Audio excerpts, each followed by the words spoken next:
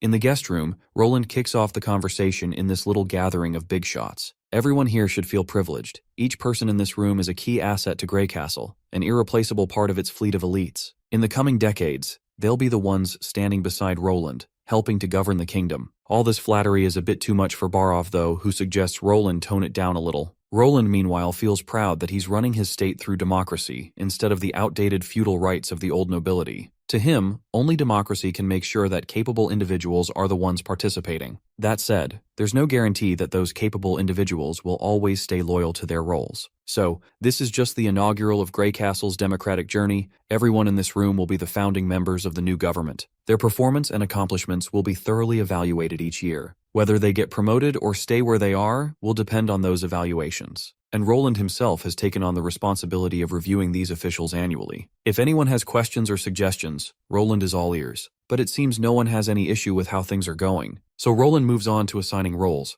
But before that, everyone has the option to back out. Those who choose to leave will receive a hefty compensation in golden royals, but those who stay will have to shoulder their duties and responsibilities. With all that said, they're free to make their decision. Silence fills the room, a sign that no one's planning to chicken out of their responsibilities. So, Roland proceeds to appoint each individual to a suitable role. First up is Barov Herman, who's been promoted to Hand of the King. He'll be in charge of coordinating all departments, including his previous responsibilities managing the treasury. Next is Edith Kant, formerly known as Iris, who's now the new head of the general staff. Her department will handle everything related to strategic planning. While the delegation continues, we fast forward to later that day. Roland and Nightingale are alone in the office, as usual. She serves him a cup of tea to make up for the sweat he lost in the meeting. As he sips it, Roland starts giving her these weird, intense stares, the kind that clearly say he's up to something. It doesn't take long for Nightingale to notice the awkward tension, causing her to get flustered. She wonders if she just happens to look really good today. Roland, not exactly an expert in romance, has no idea how to respond without making things even more awkward. He's clearly flustered, a detail that doesn't go unnoticed by Nightingale. She moves in closer, pressing him to spill what's on his mind.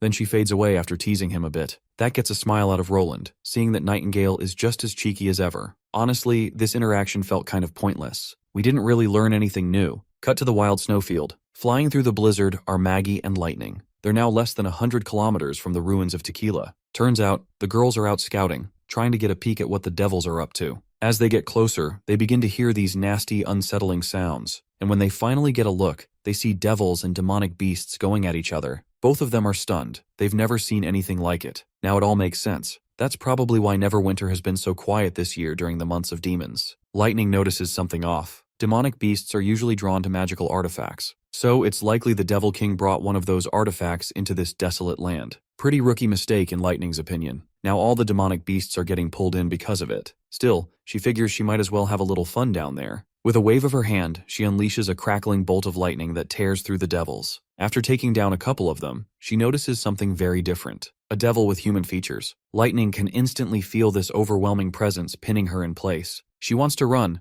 but her body won't move an inch. That devil woman is clearly using some kind of magic that's messing with her hard. Thankfully, Maggie starts pecking at Lightning's chest, snapping her out of the trance. Finally able to move again, Lightning realizes she needs to report this back to His Majesty Roland ASAP. The scene cuts back to Roland's office, where he is reviewing 2 letters addressed to the administrative office. Barov had brought the letters personally, believing the king's decision was imperative. The first letter is from Kajin, a renowned master dramatist from the old capital. Kajin once brought his theater troupe to Neverwinter and had hoped to perform a new play at one of Roland's grand ceremonies. Unfortunately, Roland had not approved the performance, and Kajin never got the chance. Roland opens the letter and finds it is an inquiry. Kajin is requesting information about the methods behind shadow magic. If you don't recall, shadow magic is the innovative technique Roland developed for theatrical productions, combining special effects and projection on large screens. In other words, it's a kind of primitive movie. Roland already knows how to respond to Kajin's request, so he moves on to the next letter. Barov explains that the second letter comes from a merchant named Victor Losa,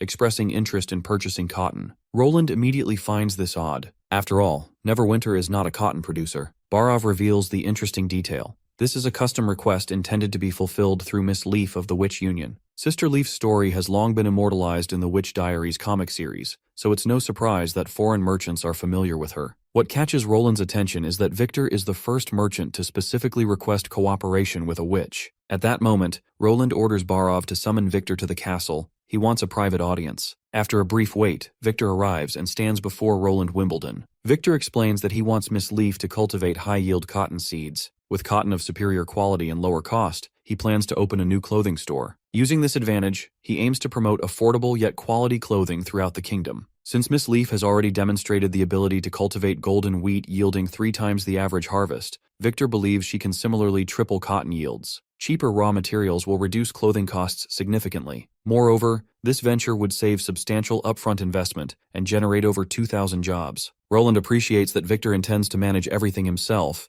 meaning the king would not have to bear any financial responsibility. Gotta say, Victor is the real deal. Not only has he read every newspaper to develop these ideas, but he has meticulously studied every promotional announcement from Neverwinter. Victor's passion alone is reason enough for Roland to take interest. Their discussion concludes on a pleasant note. Afterwards, Roland reflects thoughtfully on how modern machinery can handle tripled cotton processing volumes. With the Losa family's highly skilled tailors, the final products will surely win public favor. Noticing Roland's contemplative mood, Victor offers to explain every detail from the ground up to clear any doubts. But it seems unnecessary. Roland is already vibing with the plan. His only concern is how quickly Victor can arrange the necessary funds to launch operations. At this, Victor lights up like a kid in a candy store. He is ecstatic that his plan has attracted His Majesty's attention. He apologizes for his excitement and boldly compliments Roland on his keen business sense. Roland, meanwhile, feels satisfied. Even without actively seeking investments, someone has stepped forward with a strong proposal. How could he refuse? Later that day, Roland is out in the courtyard to personally bid farewell to his new business partner. Before Victor boards and leaves, Roland has one thing he wants to make abundantly clear. If other merchants decide to copy this same business model in the future, the administrative office will sell the cotton seeds to them at the same price. After all, the more competition there is in the market, the more diverse the products become. The prices will also stay pretty competitive. Victor isn't fazed at all hearing this. Being a Dawn merchant, it runs in their DNA to never fear competition. Roland finds this dude to be quite an interesting fella. With someone like him as an example, the private enterprise should also usher in a period of rapid and lively development. Suddenly, Nightingale pops out of nowhere, with some unpleasant news, of course. The matter involves lightning, and there's not much time to waste. So she grabs Roland and disappears into the mist along with him. In the infirmary, Lightning can be seen struggling. While Roland is dying to know what caused Lightning's condition,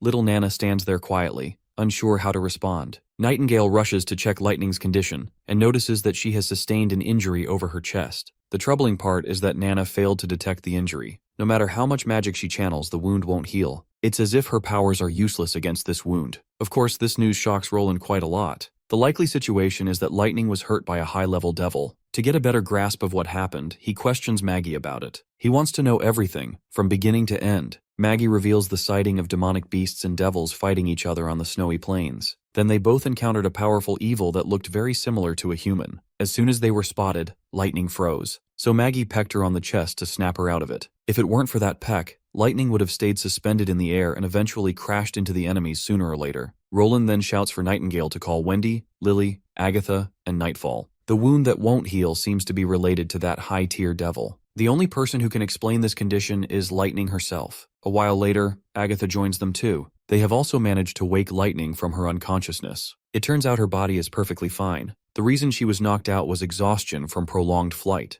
The symbiotic seed helped her recover faster. Roland is more interested in learning about this unhealable wound. Agatha explains that the problem lies in Lightning's magic power. When she checked it with the balance magic stone, she felt a slight abnormal feedback. And that abnormal feedback was almost identical to that of a devil. So what she's saying is that the devil has corrupted Lightning's magic power, even without any direct contact. Nightingale refuses to believe this. After all, she would have noticed the corrupted magic within Lightning right away. Agatha explains that the corruption in her magic is so subtle that it's very normal to overlook it. Though she isn't 100% sure it's actually corruption, it's just what the balance magic stone is showing. The most concerning part is that this kind of situation is unprecedented. While Agatha has seen many unusual occurrences before, like devils who have abilities they can use on others without direct contact, she's never heard of an effect that prevents wounds from healing. If some of Lightning's magic power indeed comes from devils and attaches near the wound, then everything makes sense. Normally, getting close to the Divine Judgment Stone would nullify magic effects, but it turns out this ability isn't that simple. The worst part is, she can't figure out any solution for it either. For the next few days, she decides to stay in the third border city for further observation. Pasha and her team know more than she does, and they might come up with a solution. Prince then turns his attention towards scared Lightning, who's feeling pretty rough.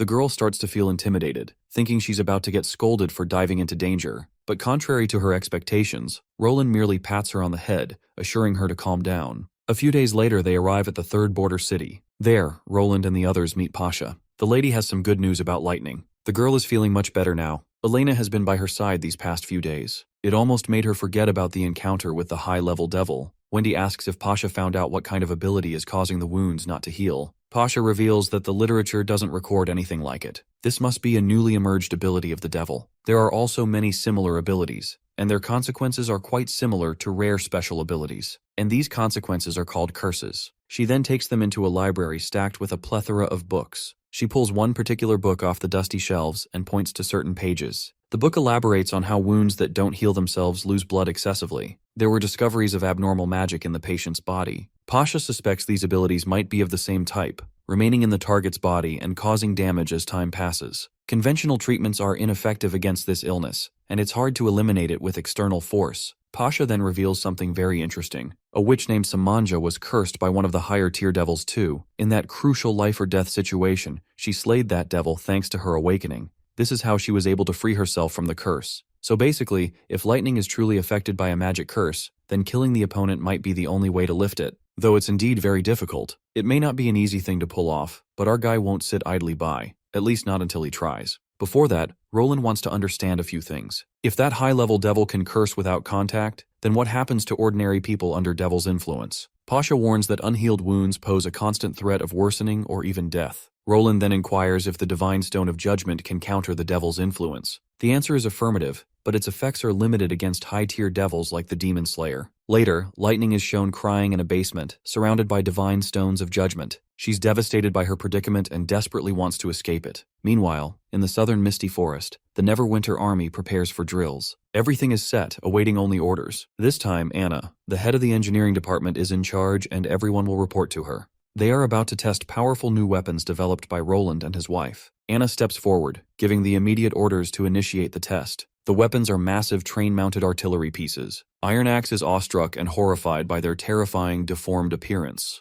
The artillery fires, creating a blast brighter than the sun. Roland and his wife are thoroughly satisfied with the successful test. Iris is also excited, believing this will significantly bolster their chances against the devils in Tequila. She asks for the weapon's name, and after a moment of thought, Roland christens it Black River. This name symbolizes humanity, the Black Team, opposing the devils, the Red Team, who rely on the Red Mist. In Border Town, we follow an average NPC family. Today, the men of the house are out. The uncle is accompanying his two nephews, who are looking for job opportunities. The uncle already has a well-paying, reputable job, so he is just tagging along with juniors. As they walk, chatting, they notice a recruitment booth drawing a large crowd. It's a limited military recruitment drive, attracting attention because of the limited positions. What makes it even more appealing is that no educational background or ID card is required, only good physical condition. Many are skeptical, as open recruitment typically only happens during the War of Kings. One nephew weighs his options, realizing joining the First Army means lifelong security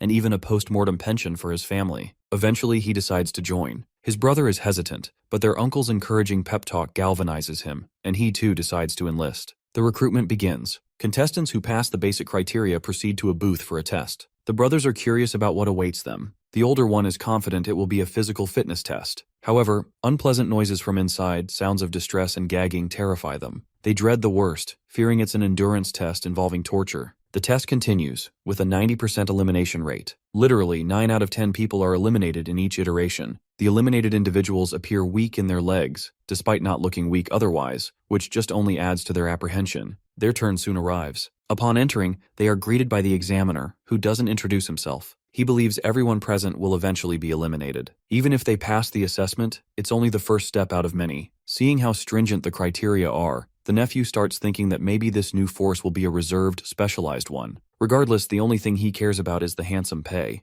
The instructor finally rattles off the rules. Everyone is told to sit on these stools and place both feet on the pedals. All they have to do is stay there for just 5 minutes. No matter what they feel or see, falling off the stool means immediate disqualification. With the instructions laid out, the instructor covers the entrance with shades and lets this magical test begin in the quiet darkness. A blinding light begins to surround the area, and soon enough, the participants find themselves suspended in the air above a vast forest. Of course, with no ground beneath their feet, their natural reaction is to feel like they're falling. But the nephew tries to stay steady, and doesn't even let a single muscle twitch in the real world. He knows well that what he's experiencing is just an illusion he has to overcome. He tries to calm himself, focusing his mind to stay optimistic about his situation. He even starts thinking about his loved ones, encouraging himself to push through the test so he can support all the lives depending on him. Eventually, he passes the first test, and if the instructor's honest, his results are way better than the previous groups. Though it's just the beginning, he still has a few more tests to go before he can qualify for the position.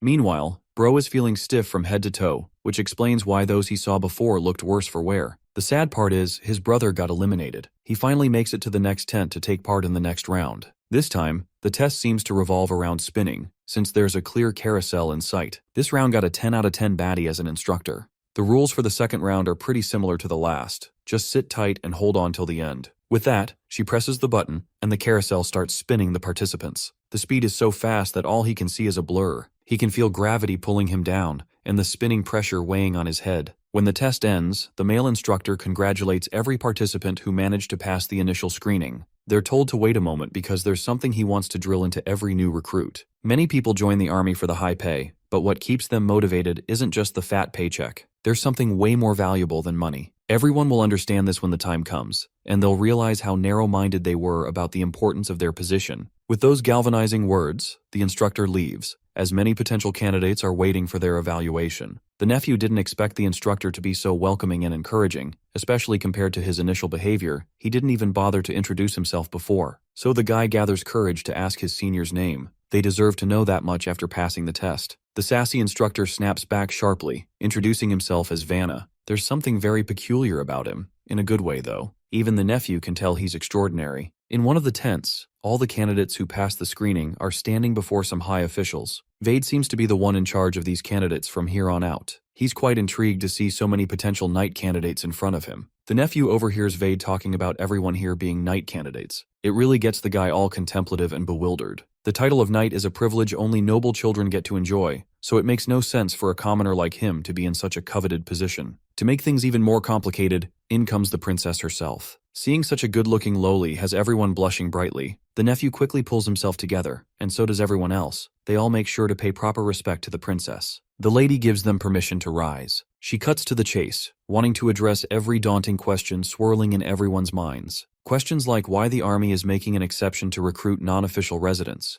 why the selection criteria are so unusual, or why she is the one explaining everything instead of someone else. While these questions may seem complicated, she's sure they'll understand once they experience things firsthand. So, there isn't much for her to explain, other than a few crucial points. First of all, they aren't joining the first or second army. It's actually a new army Roland Wimbledon plans to build from scratch. It will be entirely different from any army before, so the selection process is equally unique and different. She further emphasizes the challenges that lie ahead for the members of this unique army. Get this, the previous tests they went through were literally nothing compared to what's coming. There are 16 of them standing here now, but only 2 or 3 will clear all the tests and become Sky Knights. Rest of the qualified candidates will be called reserved members. Now it finally makes sense. It seems like my guy is trying to build an air force, which is why anyone who passes all the tests and earns the position will be called Sky Knights. Although he doesn't know the difference between a Sky Knight and a traditional knight, for someone like him from a poor background, the nephew is just glad to get this Ultra Pro Max rare opportunity. And why is she the one explaining this? Because she's got a reason to be here. Only her and her brother know how this new army works. And since she doesn't want her brother distracted from his current duties, she's taken the liberty to be in charge of this recruitment drive. The guy perks up happily upon realizing that Princess Tilly will be the one supervising them. They can barely contain their excitement, and their enthusiasm is clearly visible to the princess. All qualified candidates will train on the shallow beach in the new district. They will also receive new housing and official status, becoming part of the new royal capital. But they should remember one thing.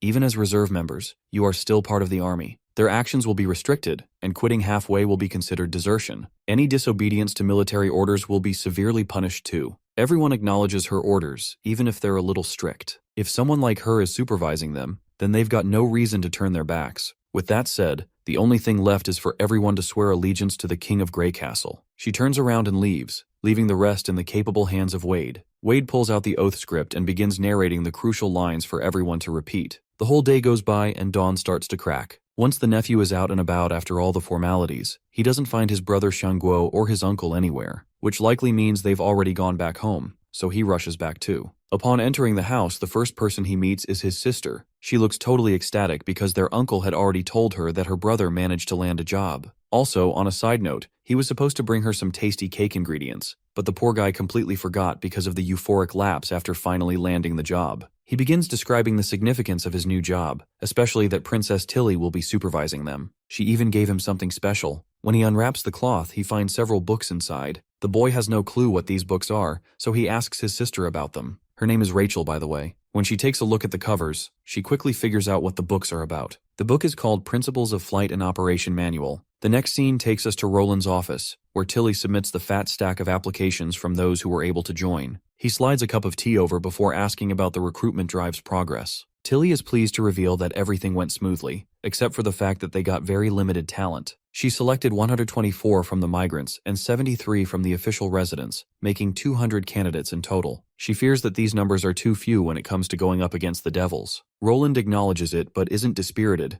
as it's just part of the process. He's sure they'll get even more applications in the second recruitment drive once they have a few role models representing the Sky Knight army. You see, the human longing for vast space is ingrained in their bones. Whether imitating birds or using balloons, exploring the blue sky isn't exclusive to the airplane era. The explorers of the Curious Society are the best example. They're always trying different things to soar through the skies. So he's positive this curiosity to explore the sky will attract even more candidates once the Sky Knight army is functional. First, he needs to prepare a team that can fly. However, training pilots is not an easy task. In the era when flight control systems were immature, pilots valued talent the most. Fear of heights, resistance to dizziness, and physical coordination are just basic requirements. Spatial orientation, understanding aircraft, and even neural reaction speed all determine if someone is suitable to be a pilot. The veterans of the First Army have high obedience and reliability. Selecting a few excellent ones as corps officers is fine, but pulling them all out to form an air force is asking too much. So he still has to rely on these new immigrants. As he's going through the applications, he notices that 6 failed to pass the oath, meaning they're likely spies or people with ill intentions. Nightingale adds that those insincere candidates have already been taken away by Wade for questioning. 2 of them are official residents of Neverwinter. They were all bribed by foreign merchants, hoping to infiltrate the army and gather information about firearms. The police department was dispatched but came up empty-handed, only catching the merchant's assistant left in the inn. But Nightingale didn't just sit idle. She used Summer's holographic magic. With its help, they also found a letter from the old capital. From its contents, it seems a noble is behind all this. She's proud to report that she has already gathered this noble's whereabouts, appearance, and identity. Soraya's drawn portrait has been sent to Tassa via animal messenger, so the arrest of that lousy noble is inevitable. Roland feels thoroughly satisfied hearing the report. He gives her props for a job well done. Since these nobles are unwilling to give up, the Northern Hill Mines are ready to wholeheartedly accommodate them. By now, Roland is sure these nobles will rise up as soon as they get any opportunity, which isn't surprising. After all, feudal nobility has lasted nearly 1,000 years, so making it disappear completely is not something that can be done overnight. Moving the conversation forward, Tilly wonders how Roland plans to manage the shortage of planes now that the pilot shortage has been dealt with. Well, it seems like Roland still hasn't made much progress on that front. So, cunningly, he tries to divert the conversation to a totally different topic, reminding them about the newly released turbulent drinks Evelyn whipped up. He suggests they should go ahead and try them. Of course, his attempt to distract the conversation only annoys Tilly more, who is now dead certain that this deadbeat hasn't made any progress with prototypes. She's furious beyond anything and goes on a full-blown tirade. Before she goes full ballistic, he reluctantly assures her he'll show some results within a month. Well, that much assurance was all it took to calm this feisty lolly down. After having a bottle of turbulent drink, Tilly is on his way. Meanwhile, Nightingale notices a very subtle yet intriguing detail about Tilly. Whenever Tilly is around in public, she always addresses him as brother. But when she talks to him personally, out of everyone's earshot, she rarely calls him brother, though Nightingale doesn't have a clue why that is. Anyhow, the scene cuts to somewhere on a remote island. It's actually our expedition team carried by Azima, searching for more uranium. As they walk deep into the dense forest, they notice a trap laid out meticulously. The Night Lady grabs her blade and throws her sword ahead, triggering the trap, causing a bunch of spears to launch over the target. Good thing they spotted the trap and stopped to check it. Otherwise, many would have been pushing up daisies by now. Despondence blankets everyone as they realize the gravity of their situation. Every vine and branch under their feet could be part of this same kind of tripwire trap. Unless they burn this place down to a crisp, their lives will remain in danger while moving. The only thing they can currently do is take a detour instead of moving forward. Meanwhile, The Night Lady knows pretty well that these traps aren't the work of hunters catching some animal. These traps are likely designed to trap humans. She's ready to take the plunge and goes forward to clear the way, much to everyone's bewilderment. They really don't want her to risk her life like this. But the lady doesn't listen and proceeds ahead, blade in hand. Chaos ensues when a giant boulder comes crashing her way, which she slices through as if it's butter. Damn, this is definitely a 10 out of 10 baddie, not some random NPC you'd expect to see dead after a few panels due to reckless behavior. The path ahead seems clear, devoid of dense foliage or thickets. With her last swing, she dismantles the last remaining traps, giving the crew the green light to move forward. Turns out, she's the divine punishment witch assigned by Roland, which explains why this woman is so brave and intelligent. With that, they decide to continue their journey. A while later, Baldy's bald yet sweaty head greets us, his jaw dropped after witnessing the might of this divine punishment witch. He always had this gut feeling that the warriors sent by Roland Wimbledon aren't weak sauce, but he didn't imagine them to be this outstanding. The divine witch cuts through the chatter and tells Baldy to start rattling off the truth. Of course, Baldy starts sweating in apprehension, as if he has no choice but to spill all the details he's been hiding. The woman demands to know why traps are placed all over the thickets of the mountains. She's smart enough to recognize that these wooden spear traps aren't very effective against beasts, which likely means they're meant for people. Baldy shares the same thoughts and adds that the higher they go, the more traps await them. That's precisely why it's also called Trap Mountain.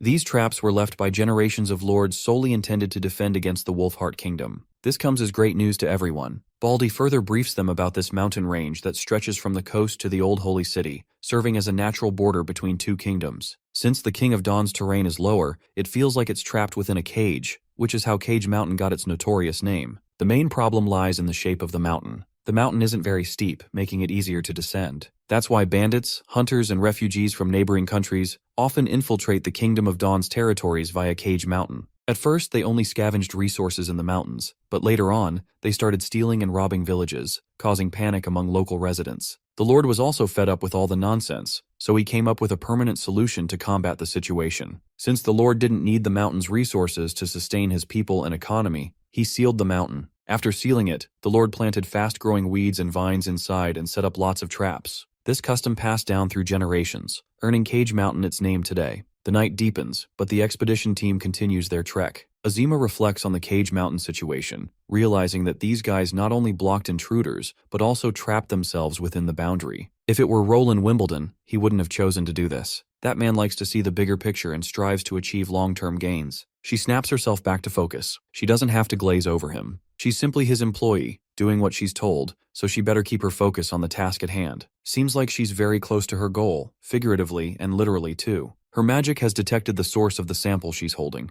meaning they are quite close. A trail of light is leading them to the precise location. The Divine Witch decides to go ahead first, making sure there's nothing life-threatening. What she finds leaves her bewildered. Right in front of her is an abandoned ruin, which shocks Azima. Roland had tasked her to find this peculiar element, so it's quite weird that the source led her to an abandoned ruin. Seems like they hit the jackpot, and the Divine Witch is all hyped about it. The underground civilization left ruins all over the continent, and Tequila naturally studied them extensively. But these symbols carved on the walls aren't their script, and they have nothing to do with the magical characters set by the Alliance. So this discovery is entirely new, an unprecedented place they stumbled across. Azima can't make sense of the writing on the walls, even though every word is written clearly and plainly. If these ruins weren't left by a civilization that fought in the Divine War, it likely means that an unknown race lived here in the past with its own culture and everything. It may be possible, but the Divine Witch adds that there are no records or studies hinting that the underground civilization split into tribes and created an entirely new culture and language. Currently, the only thing they can do is get inside and take a look for themselves. After wandering around, they find a stone tablet, which seems to be written in the common language they use. When they read the tablet, it says,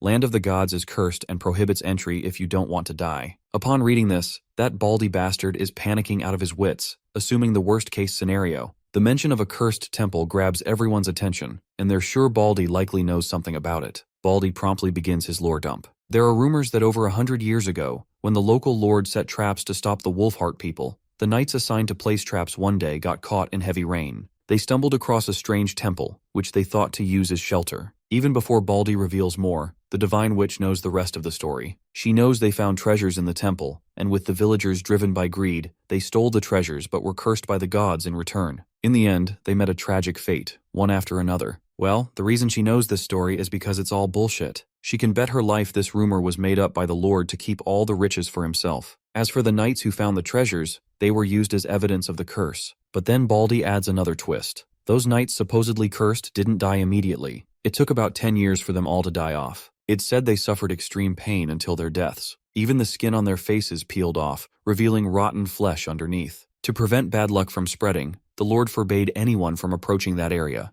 Currently, no one knows its exact location. I think I've cracked the code on what this curse is all about. It's fucking uranium radiation. Rather hilarious that Roland forgot to tell them about radiation's existence. Night is already upon them, and after absorbing all this lore from Baldy, the Divine Witch is still not satisfied and wants further clarification. Baldy once again doubles down on what he told them. He heard all of it at the tavern. If they don't believe him, he simply suggests they verify the rumors themselves. Azima begins weighing her options. After giving it proper thought, she starts to believe it might actually be a curse from the gods. One of the guys in charge of the expedition suggests heading back to town first to gather more intel before making their next move. Hearing that these guys are still planning to get inside, Baldy starts losing his bananas. He can't quite believe their objective was to enter the cursed temple to begin with. The Divine Witch knows it's complicated to explain. After all, they never intended to find a temple, it just happened to align with their main goal. Despite the apparent warnings and unwelcoming rumors surrounding this place, they seem to proceed with the plan. They must fulfill the Majesty's orders. The Divine Witch is also hyped to meet this so-called god inside here, who's out here cursing everyone. So they have to prepare to continue their venture. Roland had explicitly entrusted them to approach the source with caution, which just shows he probably knows the danger they're getting into. He gave them 2 routes,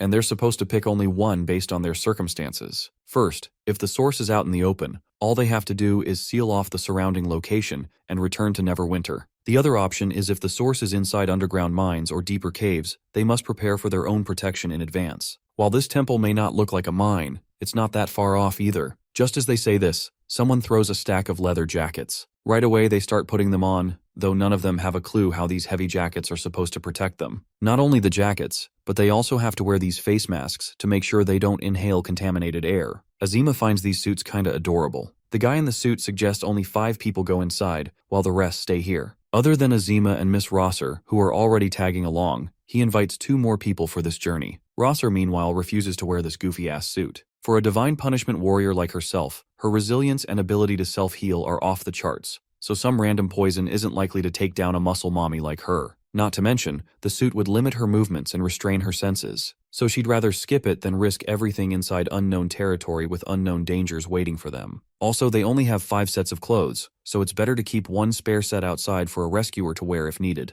Azima fears the consequences if the rumors about the curse and God are true. The Divine Witch isn't fazed at all. In fact, she's ready to face any challenge like the Chad she is. Her unwavering resolve really makes that ordinary human a little worried, though he doesn't argue and proceeds to lead the party inside. Not long after, they're trekking through uneven terrain. The entire place has already been consumed by thick roots sprouting everywhere. It's that muscle mommy who's clearing the path with her godly prowess. With roots penetrating the tunnel from every direction, it's clear this place has been abandoned for a long time. That said, it's also apparent this place wasn't just sealed off right after it was found, just like the Baldy said. For at least some time it must have been bustling with people. There are also torch holders everywhere on the walls. The carved holes are much cleaner than the walls, indicating they were made at very different times. If they were just taking shelter from the rain, there'd be no need to leave torches every 10 steps or so. Rosser isn't surprised this place was an attraction point. After all, if there really was treasure inside, it's impossible the local lord wouldn't be tempted. She also admits the Baldy out there might not be lying with his stories, since rumors tend to get exaggerated over time. For now, they're curious if Roland is looking for the same treasure the local lord was after. If there really is treasure there, he worries if there's even much left in the tunnels for them to loot. Majesty Roland revealed how this treasure is imperative to create the brilliance of the sun, so they can't afford someone else stealing it.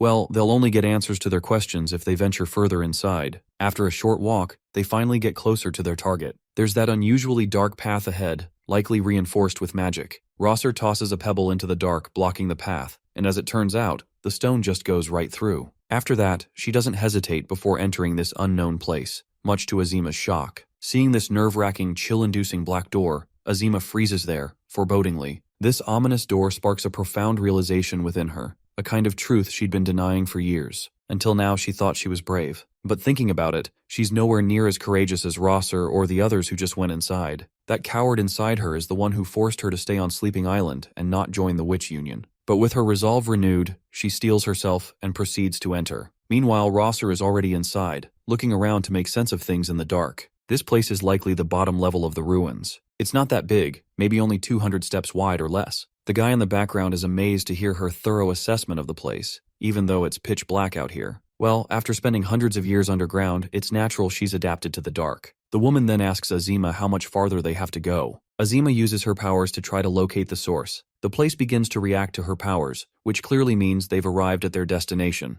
They're literally standing right at the source. The next scene takes us back to the border town, where Roland gets an urgent report from the King of Dawn. When Roland hears it's from Sean, he jumps out of his seat in joy because it's actually a report from Azima and her crew. Nightingale further reports that the report only contained papers, much to Roland's amazement, who assumes Nightingale has evolved her ability to see through stuff. The girl brushes off such pleasant thoughts, admitting she just sneaked inside and took a look. This, of course, triggers Roland to dread the worst. He fears Nightingale probably knows about the turbulent drinks he received earlier today, which were hidden inside the desert cart. I guess Nightingale's already guilty of stealing those turbulent drinks. Back to the main point, the officer highlights the reports they received, which are covered in this pitch-black substance. Along with these unreadable papers, they also got a letter, which Roland promptly starts reading. The officer asks about the blacked-out papers and what he should do with them. Roland simply orders him to spread them on the floor instead of wasting them. After all, Sean wouldn't have gone to so much effort just to send useless stuff. According to the letter, Miss Azima has found the source she wanted, right at the northeastern border between Dawn and Wolfheart.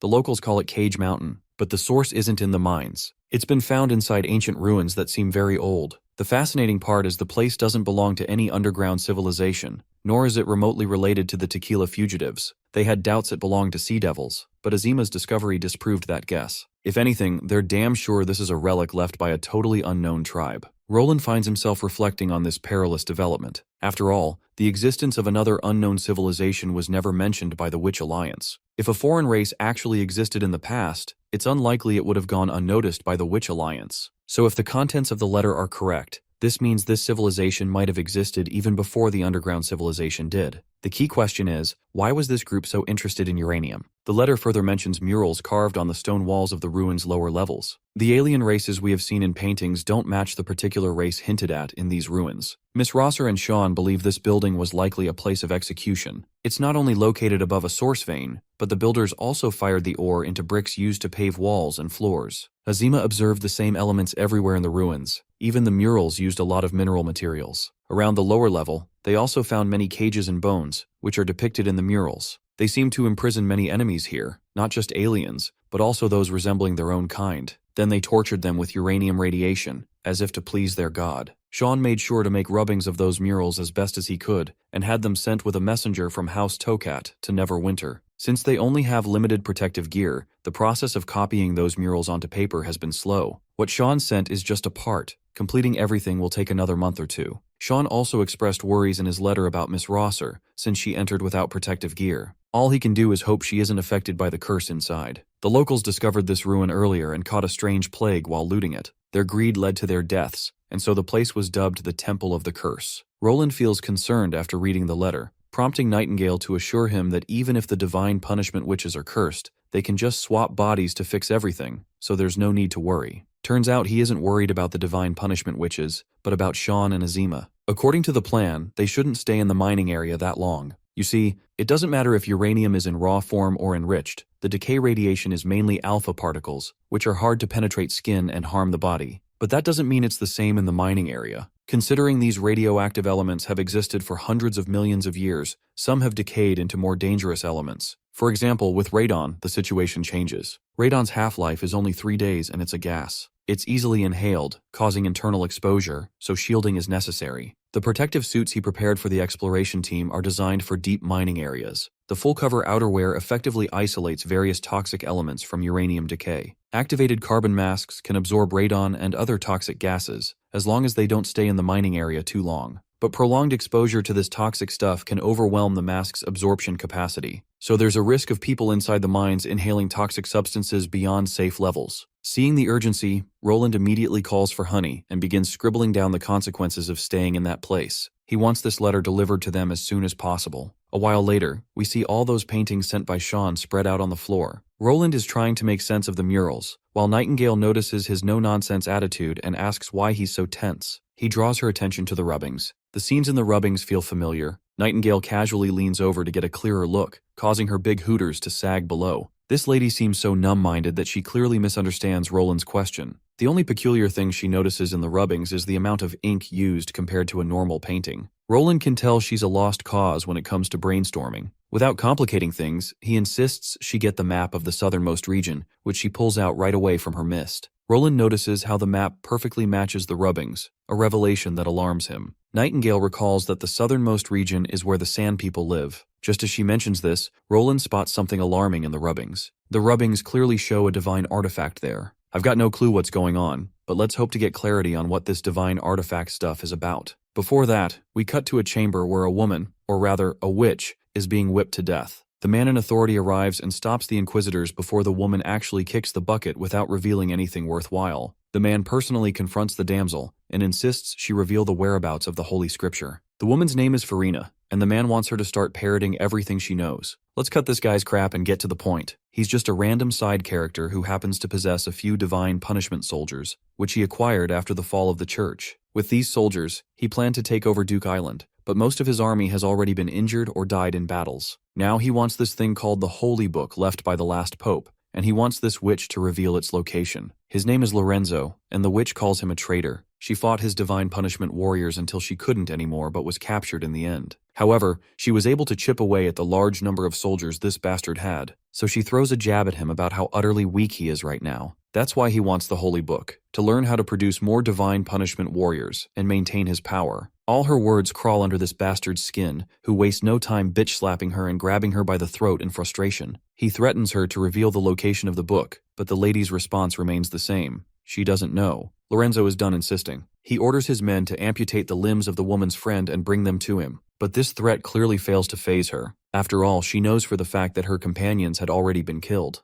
The fingers he brought earlier were clearly from corpses. Besides, she's not even the acting pope, so there's no way in hell she's ever come into contact with the Holy Book. That guy Tucker Thor might know something about it, but he never mentioned a damn thing. In short, no one will ever know how to train divine punishment warriors again. But this bastard refuses to believe it. He's pretty damn sure Tucker sent her to Wolfheart to rebuild the church and avenge Hermes. If there's no holy book, then there's nothing left to fight against Grey Castle. The witch finds it laughable that this clown still believes he can take down Grey Castle with his pathetic divine punishment army. The current acting pope only wished for everyone's survival and hoped the rest could live in peace. Of course, this psycho power-hungry scum refuses to believe that. He's convinced Tucker didn't give her those divine punishment soldiers just so she could live a peaceful little pookie life in some backwater village. But the woman keeps saying things that really don't sit well with him. He knows full well she's trying to rage bait him, but he's not that dumb. Instead of killing her outright, he decides to drag it out, prolong the torture, and push her to her limits. Later, alone in his office, he's going off the rails, furious that he's gotten 0 leads on the Holy Book. He still wants to take over Duke Island before things go south and hoard all the resources for himself. But that woman won't budge an inch, let alone spill anything about the Holy Book. Suddenly a guy bursts in, claiming he's got some interesting news. Lorenzo isn't in the mood, until the guy mentions it's actually good news. Apparently, there's some unrest near Dawn's border. They're planning to venture deeper into the Cage Mountains. Lorenzo doesn't see the point. No matter which lord takes the Cage Mountains, Duke Island gains nothing from it. That's when the butler adds the real kicker. The ones behind the Cage Mountain expedition are from Grey Castle, sent by Roland himself. Now Lorenzo's paying full attention. He demands confirmation. The butler assures him that this info is legit and has been verified through multiple sources. First, the troops stationed at the foot of Cage Mountain are definitely from Grey Castle. Their uniforms match the distinct style of Roland's army. Second, a death row summons has gone out across Dawn. The gathering point is in the Cage Mountain area, and they're all said to be serving the king of Grey Castle. The Duke takes a moment to piece things together. Then it all clicks in his mind. He had a hunch from the beginning that the ruins in Cage Mountain were tied to the church and the Divine War. But to think Roland is already one step ahead of everyone, that's driving him nuts. The butler drops even more lore. Years ago, some villagers stole treasures from the Temple of the Curse in Cage Mountain. One by one, they died of a strange plague. The treasures eventually ended up in the hands of local nobles. The ancestors of the Earl of Cliff Ridge took interest in it. They believed it wasn't a curse, but something else entirely. Something to do with what was taken out of the mountain. After spending resources and effort, they managed to buy back some of the treasures from Dawn. After some research at the cost of over 10 lives, the old Earl discovered something odd. It looked like an ordinary object, but it emitted deadly rays. A weapon that kills invisibly. But after just a few uses, it stopped working, like it ran out of power, and turned into a dead object. Despite the old Earl's attempts to re-enter the Temple of the Curse, he never figured out how to restore it. So he recorded the story in the family's history, hoping future generations could solve the mystery. That strange item became a family heirloom.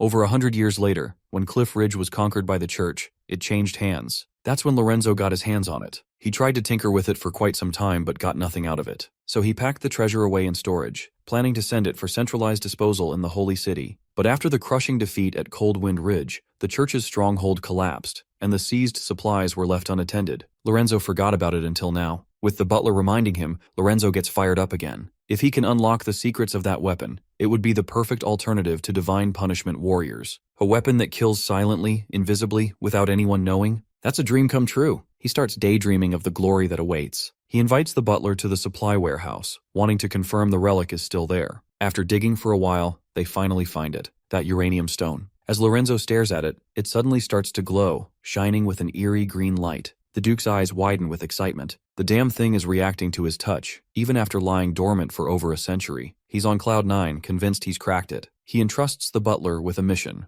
Go to Cage Mountain and gather any critical information on how to activate or use this treasure effectively. And make sure not to get spotted by Grey Castle. This operation must stay secret. And honestly, I've got a gut feeling this dude's gonna die, especially considering how closely he's clinging to that chunk of uranium. The scene cuts to a bar. Inside, this redhead dude meets a mysterious guy in a hoodie. The redhead asks him about that witch Farina. The hoodie guy delivers the good news that she's alive. But the bad news is, she's being tortured day and night by Duke Lorenzo. It's so bad that he always hears her screaming from the hall. If this keeps up, he fears she might not survive much longer. Turns out Farina is the leader of the last faction of church believers. But instead of bouncing back and starting fights, Farina wanted to live a normal life, just like the acting Pope Tucker instructed her. However, Duke Lorenzo wants the holy secrets all for himself. The hoodie guy suggests they just hand over what Lorenzo wants. The redhead reveals they don't actually have it. It's been long lost along with the Hermes Cathedral. The hoodie guy decides to head back to the castle before Lorenzo's men get suspicious. The next chance to meet will be in 3 days. For the meeting place, the redhead picks the same pub again. Before leaving, the hoodie guy shares some juicy details about a convoy Duke Lorenzo sent to the Cage Mountains. With that, he leaves. Meanwhile, the redhead starts piecing things together and notices how the Cage Mountain has been mentioned a lot lately. This Cage Mountain has to be the game changer if anything.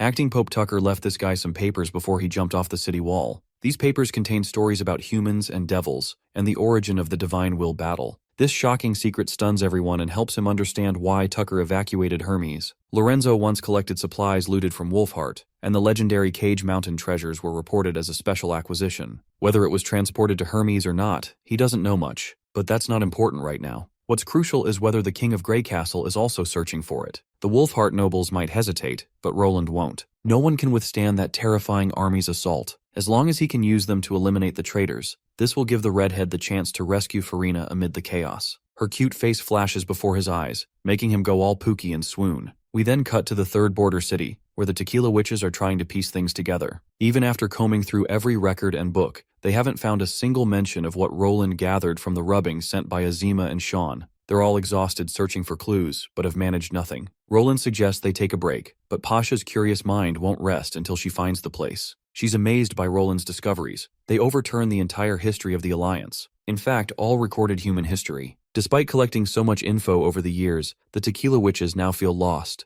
as if they know nothing about this world. Roland assures her it's normal. The more you know, the more you realize how little you understand. In the end, all questions boil down to 3 things: where you are, who you're fighting, and who's fighting you. The witches aren't happy to hear his abstract crap and get the heebie-jeebies, but all the poor guy wanted was to reassure them a bit. He wants them to question who they are, where they came from, and where they're all going. Now that Pasha reflects on it, she's having a hard time answering, even though the questions are simple. The answers change completely with just a slight shift in perspective. Let's cut the mambo-jumbo and move on. Now that they understand the unknown Divine Will battle from the past, and the new race that existed, it's time to discuss it thoroughly in the next meeting. Everyone should know about it as soon as possible. The ladies are more than ready to discuss everything. The next scene shows every important figure gathered in the meeting hall. Filled with these new discoveries, they all have questions. Tilly is the first to ask about the victor of that Divine Will battle in the past. It wasn't the devils, nor the sea monsters and underground civilization. Humans weren't the winners either. So who won, and where are they now? Pasha adds that the underground civilization put a lot of emphasis on 2 sentences. Magic makes them extraordinary,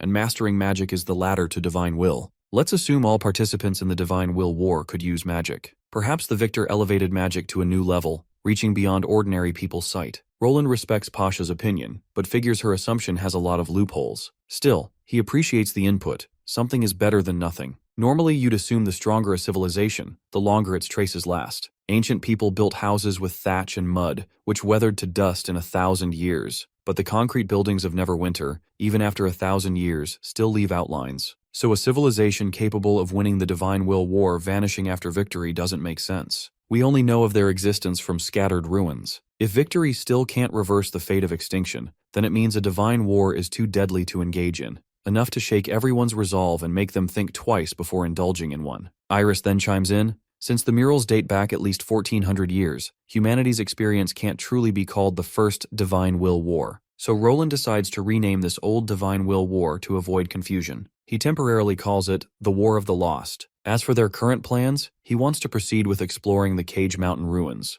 This is the only way to achieve victory in the upcoming war. Only by winning can they unravel all the mysteries surrounding them. This time, he plans to drive the devils out of the fertile plains completely. This is for expanding Neverwinter and laying the groundwork for their final victory. The scene cuts to Roland having tea with Thunder. It seems the time to explore the Shadow Sea has finally come for Thunder. Roland is kinda jealous he can't join the journey. Thunder feels proud, claiming this will be the largest expedition in the Bay Islands history. He's already gotten used to the steel ship, so there won't be any problems mid-journey. It's all thanks to Anna, who improved the ship based on his feedback. Anna asks Thunder for one thing. Since the ship has only done shallow water trials, she wants thorough reports once he begins deep-sea travel. She advises him to use Neverwinter's new waterproof ink and sealed pouches so the reports survive the harsh, unforgiving sea environment. Roland also has a favor to ask. Actually, he wants to recruit a team of adventurers, unrelated to this expedition. Roland plans to designate this new team to explore only the Cape Endless. Margaret points out that the place is nothing but sand and black water, so why spend resources? Roland used to think the same, but the Endless Cape hardly encounters any risks,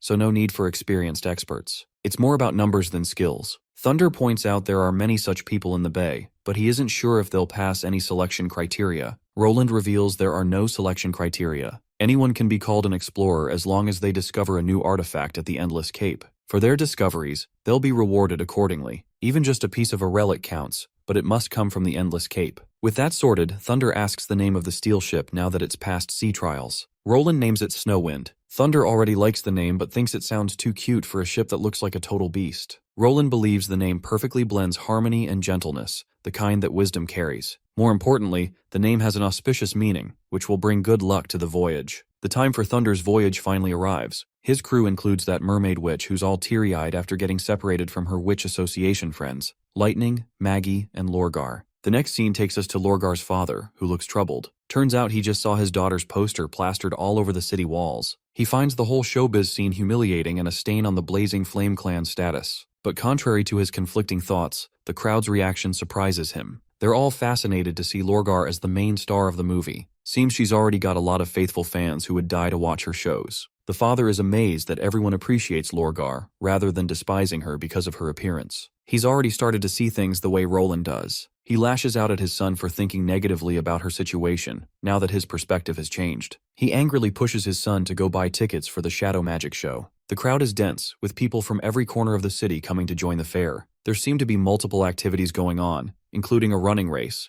The doting father is so hyped he literally cosplays as his own daughter and joins the race. Meanwhile, the brother feels utterly pathetic. He never gets the kind of attention from his father that Lorgar gets. He's not sure if he can ever beat her in life. Just as he's feeling hopeless, his father comes to him and asks him to run in his stead. After all, he is getting old, so running isn't for the old. Only the younger ones should participate. The father even makes sure to put wolf ears and a tail on his son. He reminds him Lorgar is still family, no matter if she left home. He wants his son to represent the Mojin people and make a name for her by acing the race. The brother understands the depth of his father's words and promptly starts sprinting ahead of everyone. He's glad his father's been watching him after all, meaning he isn't as neglected or undervalued as he thought. All his past efforts weren't in vain. His father has always been watching from afar. At the finish line, we see a few familiar faces arriving. One of them is Knight Carter, wearing a red cape with a royal emblem. Meanwhile, Wade carries Honey around, who's writing down every significant detail for the next day's newspaper. As the contestants are struggling against each other to reach the finish line, Honey makes sure to write this significant moment in her journal. Let's shift perspective to Knight Carter, who looks utterly exhausted and out of breath. That robe he's wearing is heavy as hell, making his movements sluggish. Still, he can't give up the race for the sake of his wife,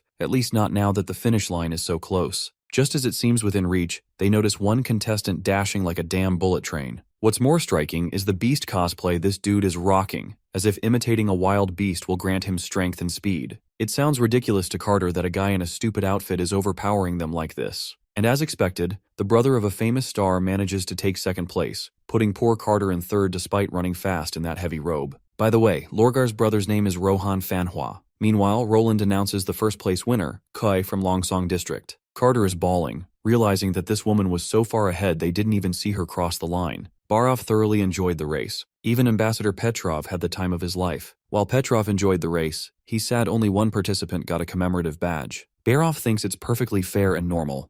This sparks a little argument between the two officials, with Roland watching from the sidelines. One sees things through a diplomatic perspective, the other considers people's feelings over rigid systems. I think we're taking Barov's side here for once. This girl Kui earned her win through sheer hard work. She used to be a street rat, but once liberated, she became a proud mail carrier, running through the streets and alleys of Chang'e Fortress every day. This job helped her reach the finish line earlier than anyone else, and thus she brought a win to her district. Suddenly, Anna appears, asking if sports events are similar to this in his world. She also points out how he was zoning out in the first half of the race. Roland had been thinking about something missing, a commentator and live broadcasting. He explains broadcasting and commentary to her as the day passes until dawn. People gather in the city center, with Roland about to announce something crucial. A crucial war needs an inspiring start, and now's the perfect time to boost morale with a pre-battle speech. First, he boosts people's morale by reminding them how far they've come. What used to take weeks by carriage now takes a single day. That's why people from every corner of Neverwinter can join this fair. He assures them that steam trains, bicycles, and more are just the tip of the iceberg. There's a lot they'll achieve. The word impossible is just a relic of the past, and this race proves it.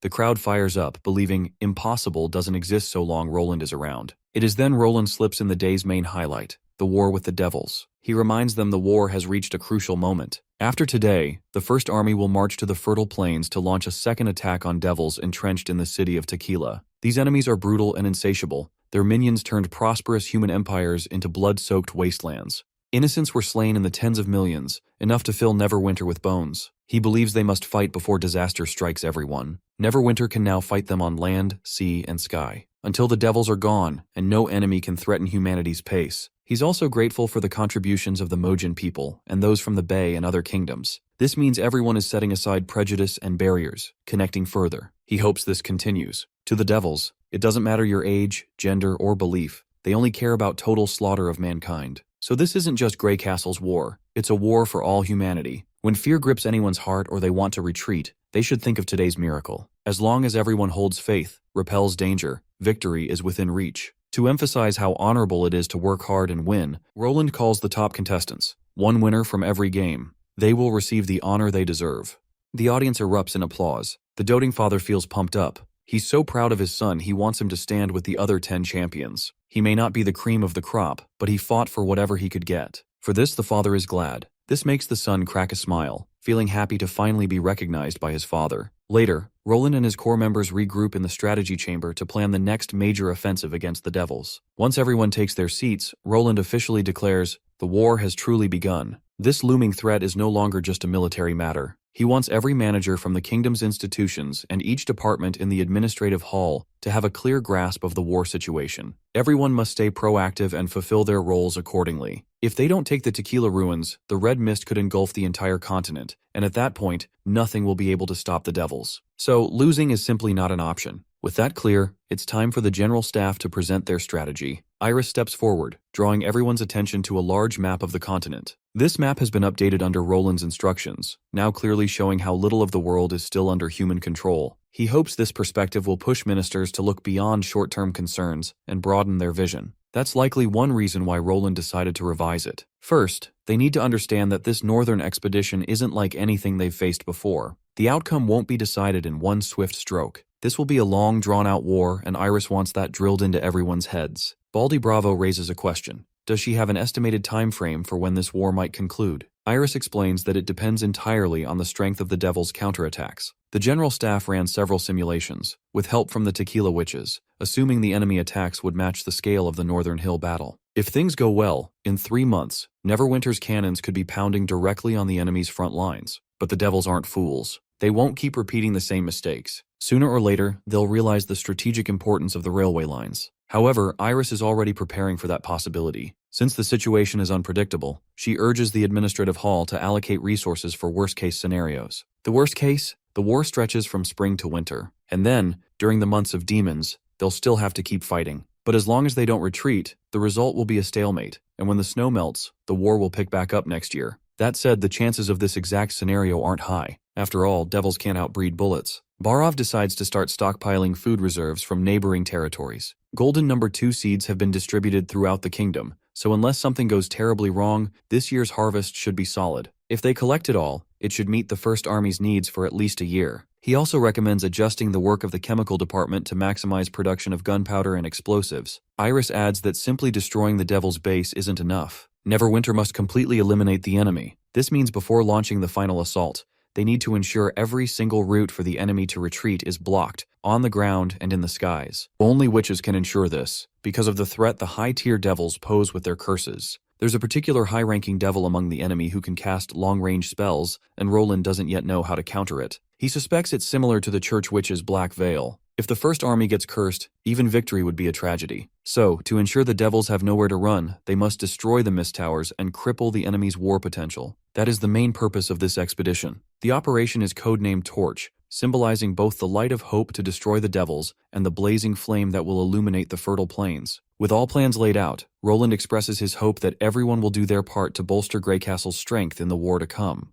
The scene then shifts to the training site, where the newly delegated Air Force is busy with their usual drills. Most of the training revolves around balancing at heights, or exercises meant to build tolerance against motion sickness. Out of everyone doing these activities, only one person manages to complete the tasks properly. So the instructor starts hammering the others for their pathetic performance. If they don't take this seriously, they might end up getting fired before their careers even begin. Some guys whisper under their breath, questioning if they can really become Sky Knights just by training on the ground. The instructor overhears this, which annoys him since they're doubting the training regime. But today, he's excited to announce that they'll finally get the chance to experience what being a Sky Knight is really about. Though he warns them that wetting their pants isn't allowed. With that, they arrive at the edge of the hill. There, Roland and the others are gathered for the inauguration of the first military plane, the one that will mark the beginning of an entirely new era. Anna and Tilly are supposed to fly this plane and let the Sky Knights witness what the Air Force is all about. Once everything is ready, the takeoff sequence begins. As the plane runs down the runway, the Sky Knights eye this huge chunk of metal, confused about what it even is. But moments later, the plane takes off and zips past them, startling everyone. Seeing this, their resolve to become Sky Knights deepens, exactly what the instructor had been hoping for. As Roland watches history unfold, he feels a swell of pride. He knows very well that he is going to make history in this world, and he truly wants to be on the front lines in the Divine War, to witness the history write itself. Right then, Nightingale pops up and scolds him to shake off that thought. There's no way Wendy and Skrull would ever agree to let him be on the front lines. Maybe they're right, but that's exactly why Roland wants to adapt to the harshness of war. Moving on, he tells Nightingale to gather everyone. It's finally time to head to the third border city to check the results. The scene cuts to the third border city, where Roland meets Kyle Seachy. The mad scientist seems to have solved the problem he was working on. Turns out, Kyle has been producing napalm, a highly flammable, easy-to-carry liquid substance. Against the devils, this stuff could be a massive game-changer. The red mist fears fire, and if they can set things ablaze without much effort, the mist that the devils rely on will turn into a noose around their necks. Just as Roland reaches for the gelatin, the scientist warns him to stop because it's highly corrosive. Roland had assumed it was non-toxic, like rubber, but Kyle reveals that the added blood has changed its properties.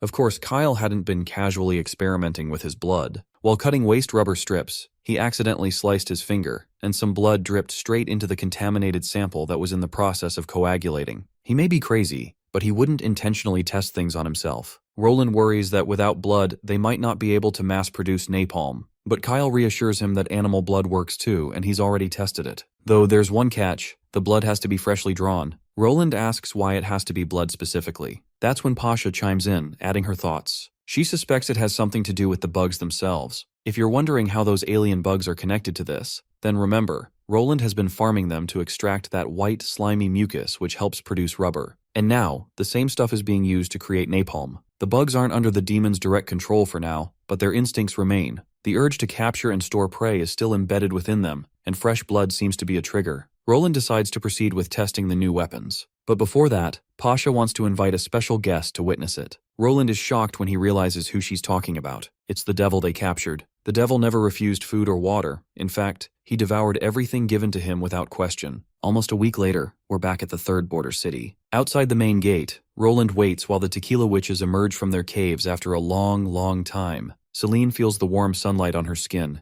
and breathes in the pleasant smell of flowers. The last time she saw a blue sky was 200 years ago. Roland also brought along some monocle guy. No idea who he is. It's his first time seeing the Tequila witches, so naturally he's confused and nervous. Roland assures him that these girls used to be human just like them, and that they're speaking directly into their minds. That's why they can hear them without any words being spoken. Roland tries calming the poor guy, but it's no use. So my guy keeps explaining about the witches' new appearances, dropping all kinds of info. After feeding the guy with a lot of info, he wonders if he should even explain more. Of course, the old man quickly says no, he's already heard enough. Then comes the special guest Pasha had mentioned, the devil bound in chains and ropes. We also finally learn his name is Radabi. While the bastard rages and spits venom, Roland feels proud to announce that the fireworks this bastard is about to witness were arranged specifically for him. The devils had always looked down on humans, seized their land in the Kingdom of Dawn, and reduced countless settlements to ashes. This little firework is humanity's testament that they're bouncing back, and they will reclaim what was lost. With that, Roland orders his men to prepare for the experiment. Once everything is set to blow, everyone is instructed to take shelter in the bunkers. Inside, the knights begin the ignition countdown. When the clock hits 0, a massive explosion erupts, obliterating everything within its enormous blast radius. The devil is getting the reality check of his life. The others are equally stunned, witnessing such raw destructive power. The Tequila witches too see this brilliance as a spark of hope for the divine battle ahead. If only they had weapons like these back in the Tequila era, humanity's victory would have been inevitable. The three of them shed tears of joy, feeling their long-awaited goal inch closer. Hours later, the bunker doors finally open. The devil had been chained right at the entrance, forced to get a good taste of what absolute power feels like. The scene then shifts to a construction site, where railway tracks stretch for miles across the land. Molly and Sister Leaf are there, helping with their abilities and speeding up the work exponentially. Thanks to Molly's help, she's become a favorite among the workers. In another part of town, someone lectures students about demons, their types, their strengths and weaknesses, and how to exploit those weaknesses. On the construction site, Anna suddenly arrives, drawing everyone's attention. Even Molly starts idolizing her, wishing to be like Anna someday. When their eyes meet for a brief moment,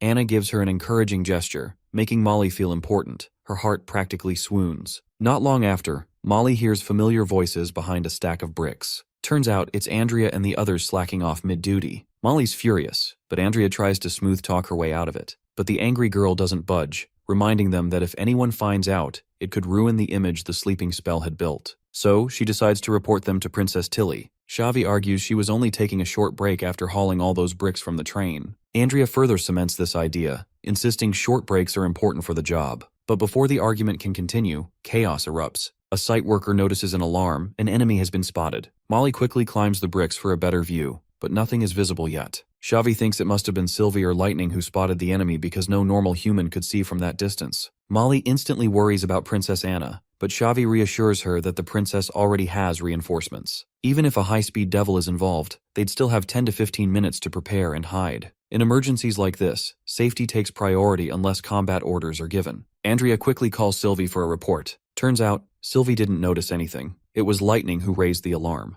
The enemy force seems small, only 4 berserk beasts, with no signs of high-tier devils. Hearing that, Andrea assumes their presence here might just be coincidence. Maybe so, but Sylvie warns everyone to stay sharp regardless. And right on cue, the devils appear in the skies above. They hover in the air, as if hesitant to move forward. Andrea readies her sniper rifle. But the devils are way too far. Only a high-caliber gun could reach. To use that, she needs Molly's magical servant to carry it. Andrea may have been slacking off earlier, but she wasn't unprepared. She always keeps weapons ready. And thanks to Maggie, transporting this heavy beast of a gun isn't a problem. Molly promptly conjures her fluffy magical servant. The slime-like creature hoists the massive weapon onto its head, acting as a firing base. Andrea climbs onto it, locks onto her target, and fires. The shot is deafening, causing Molly's ears to nearly pop out. But the explosive round smashes into its target, dropping the beast instantly. Seeing their fallen ally, the remaining devils retreat immediately, much to Xavi's shock. It looks like the enemy has learned how to deal with snipers, which is alarming. Molly's ears are still ringing from the blast. Andrea apologizes for the inconvenience, promising to make it up to her. Since it wasn't intentional, Molly is willing to let it slide. Still, the brash noble insists on repaying her. She offers Molly free turbulent drinks under one condition. Normally, Andrea charges a turbulent drink whenever she beats someone in a card game, but this time, she's making an exception. If Molly loses, there's no penalty, but if Andrea loses, she owes Molly drinks. For a moment, the girl considers it, but quickly snaps back. Playing cards is nothing but laziness, and she's totally against it, so she outright refuses. A few days later, we meet the Pearl of the North along with Hunter Iron Axe. Iris had been trying to figure out the motive behind the devil's appearance, but she hasn't gotten any leads so far. Though she's certain of one thing: if the enemy really has some sort of plan, they'll definitely act in a few days. And just like she said, the devils appear 4 days later. Back in camp, Iris and Phyllis are once again piecing things together. So far, Sylvie has confirmed that there are no other devils nearby, and the current location of the devils is even further than last time. No high-ranking devils have been found among the known enemies, and the anti-aircraft machine gun team is prepared for the next encounter with the devils. Continuing railway construction as usual may result in the largest losses among the rail transport team. The one guy argues that the benefits of continuing construction outweigh the losses. Roland had always expected the devils to eventually figure out the plan behind the railway construction. And as for the recurring flying devils, minimal monitoring is enough to keep them in check. With all that said, Hunter Iron Axe plans to resume construction of the railway. The anti-aircraft machine gun squad should stay on high alert, while everyone else stands by as usual. Iris believes that letting those devils spy on them isn't a good idea. As far as she's concerned, the 2 flying girls they've got are quite capable fighters. So with Andrea's help, there's a high chance they can catch them all at once. Agatha, however, worries that fighting more than 2 devils in the air might turn deadly. If the enemy launches spears at once, it's going to be tough to dodge at point-blank range. Even if Andrea takes 1 devil down, there'd still be 3 left, endangering both girls' lives. But Iris proposes a new solution. She suggests using the magic ark's ability to conceal themselves and letting Andrea strike when the opportunity comes. Agatha agrees with the plan and decides to inform the special operations team about it. Day 1 arrives, and they manage to take down the devils. Day 2 comes, then day 3 as well. They manage to nail their tasks, but the only thing worth noting is Lightning's little to no input in this operation. On the night of day 10, the girl can't sleep properly. The nightmares of that evolved devil she faced still haunt her. She suddenly wakes up, throws off the blankets, and takes flight. But she can't stay in the air for more than a few minutes. This shit has taken such a toll on her that she can't even handle an ordinary devil now. She feels useless. A person scared stiff by devils has no right to be the expedition leader. At least that's what she thinks. As she's feeling pathetic about herself, Lorgar shows up, snapping her out of those limiting beliefs. She looks a little tired herself, which clearly means she's been training out here. So their encounter is just a coincidence. Since she isn't a transcendent witch with insane power, she's gotta train. If she doesn't exercise daily, wielding her wolf form really takes a toll on her. She'd been told not to wander around due to the lingering devil threat, so working out at midnight is her only option. Lightning suddenly feels embarrassed, thinking Lorgar heard her whining. Since our wolf girl isn't a softie like Wendy, she doesn't really know how to comfort people. But she does have an inspiring story to tell, and it follows her father as the main character. Before becoming chieftain, her father was actually very reserved and didn't even dare to join group hunts alone. When her grandfather passed the chieftain position to him, he gave him a bit of wisdom. One person alone may not achieve much, but with the clan by his side, he's the strongest warrior. So he was told to avoid situations where he's left without companionship. That belief of sticking together became the clan's norm for generations. Her father probably wanted to pass that same lesson down to her with his stories. Courage comes from within, but you can also draw it from others. With that in mind, no one necessarily has to rely only on individual bravery. Just like Lightning tries her best to help her teammates through tough situations, she should also learn to seek help from others too. Her words leave a deep impact on Lightning, so much so you can already see the change in her. Suddenly, Lorgar's sharp ears pick up whistling and rustling around the corner. She quickly shuts Lightning's mouth before she can say a word, but before Lorgar can explain, trouble presents itself with a massive blast. The enemy is launching a surprise attack with spider demons. Lorgar quickly notes that most of the explosions are coming from the fortress artillery positions. Lightning decides to warn the others before it's too late. But shit gets worse.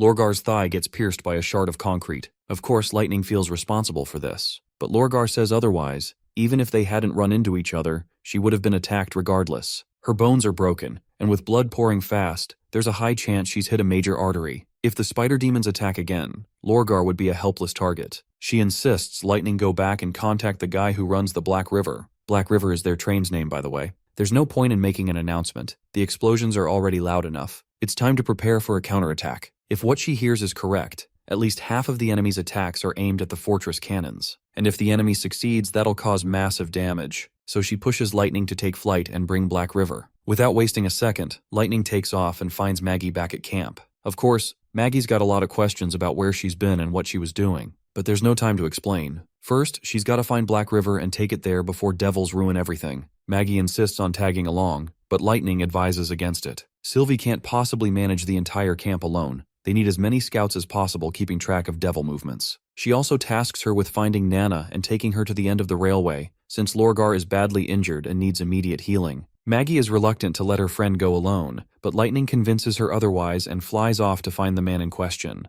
Meanwhile, the enemy continues its relentless barrage of spears, causing massive destruction. The earthquake even wakes the workers. Instead of panicking and flailing around, one of the wise ones insists they lay low until the attack is over. Afterwards, he lights a candle, only to find a shitload of spider demon spears lodged in the ceiling. They head outside, where the divine punishment witches are already locked in intense combat against the devils. A soldier takes aim and shoots the bastard right over its head. Suddenly, giant capsule-like objects crash to the ground. Soon enough, red mist spreads across the area, and high-tier devils emerge from the capsules. The soldiers raise their guns and fire at one of the high-tier devils, landing a shot right on its chest. But the bullet doesn't even leave a scratch, let alone cause any damage. As the devil steps closer, a divine witch blasts it with a high-caliber gun, making the bastard recoil backwards. The devil snarls at the mortals to stand back, insisting they're no match for someone like him. He then proceeds to draw his sword. As intimidating as these bastards are, the divine witches don't show a hint of fear. After all, they've been waiting for moments like this all their lives. Meanwhile, Lightning is on her way back with reinforcements. This train is equipped with weapons, making it their reinforcements. She urges the driver to go as fast as possible, but the driver worries the pressure is already high, and adding more coal could make the boiler explode. He tries to reassure her, saying the First Army won't be defeated that easily, even against devils from hell. The man is just as worried as she is, since his loved ones are also in the camp, in dire need of reinforcements. She decides to go on ahead and bring the good news that help is on the way. A while later, they finally spot devils rushing toward the train.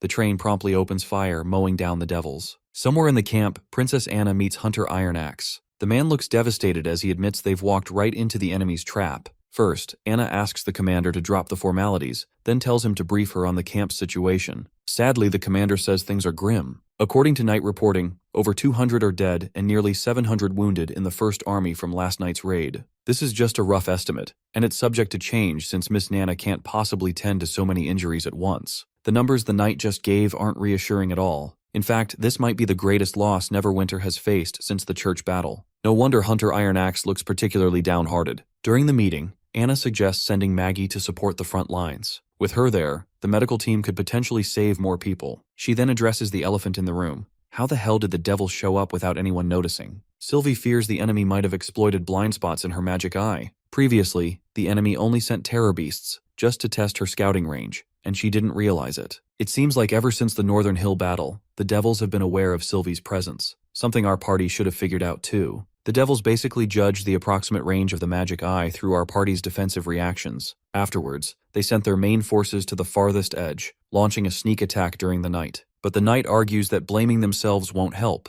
To lift everyone's mood, Iris points out that the devils eventually retreated, so we shouldn't act like they lost the war. Then again, we can't just ignore the 200 casualties either. Iris, however, gives her fellows another perspective. With the sacrifice of 200 soldiers, they managed to take down more than 50 devils, including high-tier ones. On paper, it may look like sustaining 200 casualties just to kill a quarter of the enemy sounds like a terrible loss. But they should also remember the main enemy force on the front lines numbered over 2,000. Many devils were blown to bits during the retreat, and it'll take days before they can even count the enemy's losses. To back up her claim, Iris asks Sylvie for confirmation, and the green-haired girl immediately agrees. The Pearl of the North then addresses Agatha, who's clearly down about the heavy losses. She can tell Agatha hasn't really experienced battles of this scale in her past life. Agatha argues she's been in plenty of skirmishes while exploring ruins, so in a way she does have experience in conflicts. But the Pearl of the North bluntly says those aren't wars. The horrors of war go far beyond the minor conflicts you run into while exploring. Agatha feels a bit uneasy at Iris's assertive attitude. Even Anna is startled by how boldly this girl talks, as if she's seen massive wars before. After all, Iris was just a knight leader with no history of big wars. The Pearl of the North admits as much, but she points toward another crucial member of their team who has experienced major wars firsthand. That person is Phyllis.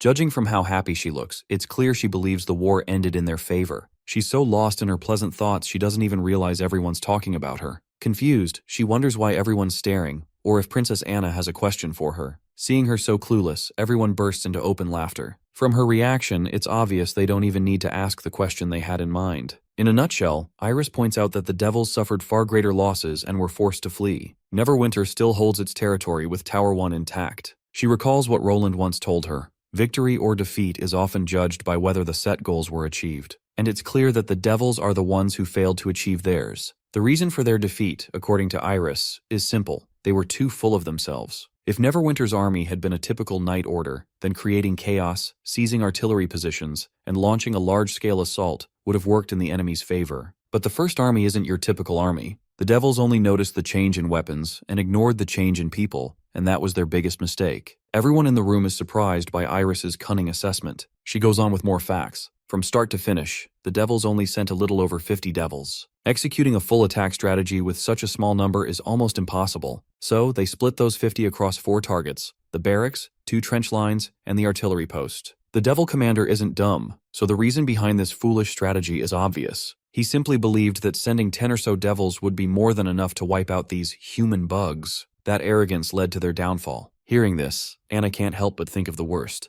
If the enemy hadn't made this crucial mistake and had actually treated humans as equal rivals, the first army would have been crushed. Iris acknowledges this possibility too. If the enemy had sent all their devils into the camp, including a high-tier one, while their main foot army waited at the rear, and the spider demons launched their attacks, then First Army casualties could have spiked to 1 or even 2,000. If the devils had decided to massacre the entire camp while sacrificing their own high tiers, the losses would have been much greater. Of course, the devils still would have been annihilated by Neverwinter, and Tower Station would likely have been preserved. But with such heavy losses on both sides, it would have been hard to say who truly won. Thankfully, their arrogance cost them the chance to launch a full-scale attack. Furthermore, this battle taught the First Army a lot. For example, barracks should be built underground with reinforced roofs, capable of withstanding not just stone spikes, but also machine gun and mortar fire, among other threats. Because of the enemy's dumb mistake, the army managed to learn a ton. The scene then cuts to a high-tier devil, reporting to his supreme being. The supreme entity asks his underling about the progress of their plans, since time is running short. There's been movement in the Sky-Sea realm again, this time on an unusually large scale. Still, the entity decides not to interfere with the Sky-Sea realm for now. After all, the god-created deity is almost complete. Once it's activated, their defensive situation will flip in their favor. The underling is shocked that the legendary ultimate creation will finally be unleashed. It will break free from the constraints of magic stone veins and move freely across the world. The devils have long desired to unleash this so-called ultimate creation, and now that it's happening, the underling can barely believe it. The entity then asks about their current situation against the humans. The underling isn't proud to admit that the Western Front suffered heavy losses. According to the Army Commander's report, the humans have advanced a lot in the last 400 years, especially their fighting power, which has grown superior. Even though the Vanguard took some losses, the underling assures his superior the plan is still on track. The entity wonders if the humans' newfound strength is a result of evolution, but the underling disagrees. Their strength has nothing to do with evolution. Their tools are simply more effective now. The commander had planned to capture humans alive and seize some weapons, but the plan failed. Still, he assures his superior they'll continue looking into it. The higher being recalls the high commander who was captured by the humans. The underling explains he tried to connect with him using magic, but found nothing. When he entered his consciousness, there was only fire. Probably he is talking about the giant explosions Roland made that bastard witness. The superior decides not to waste time learning from humans. They never had anything worth learning in the past, and he believes nothing has changed. For now, the attack on the Sky-Sea realm is their main focus. He orders his underling to use their limited troops wisely. He commands him to secure the legacy shard at all costs because it's crucial for their race's ascension. With that, the superior decides to leave. For his final words, he assures his underling that when the god of creation takes action, ultimate victory will be within their grasp. The next scene cuts to somewhere else.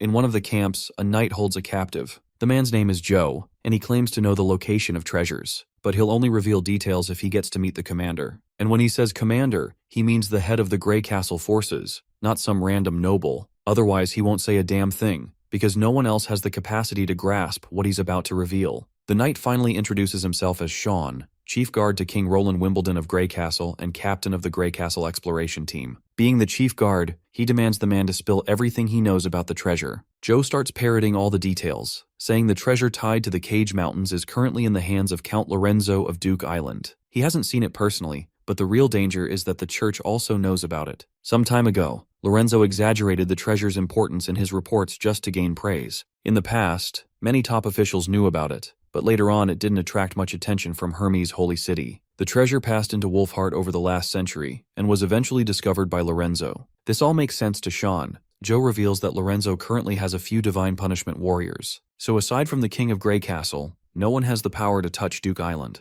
There are about 5 to 10 divine punishment warriors under Lorenzo. Still, this doesn't answer Sean's original question, what Joe gains by giving this information away for free. The man looks uneasy before admitting that he just wants to take refuge in Neverwinter. He hopes this information will be enough for the king to pardon him for siding with the church all this time. Sean eventually considers sending the guy to Neverwinter. He makes it clear, though, he has no power to pardon him, but he also can't abandon those who choose the right path. So sending him to Neverwinter is the only option. He's confident he'll be rewarded for this good decision, and doesn't need to worry about the church's threat anymore. But suddenly the man freaks out, saying he no longer feels the need to go to Neverwinter. Instead, he begs Sean to save Farina, because she doesn't have much time left. Of course, Sean has no idea who this Farina is, or why she's running out of time. It feels like Sean played this dude just right, making him talk more than he planned. The scene then cuts to Count Lorenzo's butler. The man tosses a pouch of gold to some guy on the ground, assuring him that if he provides valid information about Grey Castle and the Witch Union, he can keep the coins. But before the happy guy can spill a word, Grey Castle's knights barge in and arrest the butler on the spot. After forcing him down, the knights reveal their agenda. The Lord of Thronetown suspects Lorenzo is hiding church remnants in his caravan. After his arrest, he'll be forced to confess everything directly to the chief. The scene then shifts to Dragon Island's port. Thunder and Margaret are docked there, surprised to see Dragon Island looking way livelier than before. Turns out it's all thanks to Thunder. Ever since merchants and sailors found out Roland Wimbledon rewards anyone who brings back valuable things,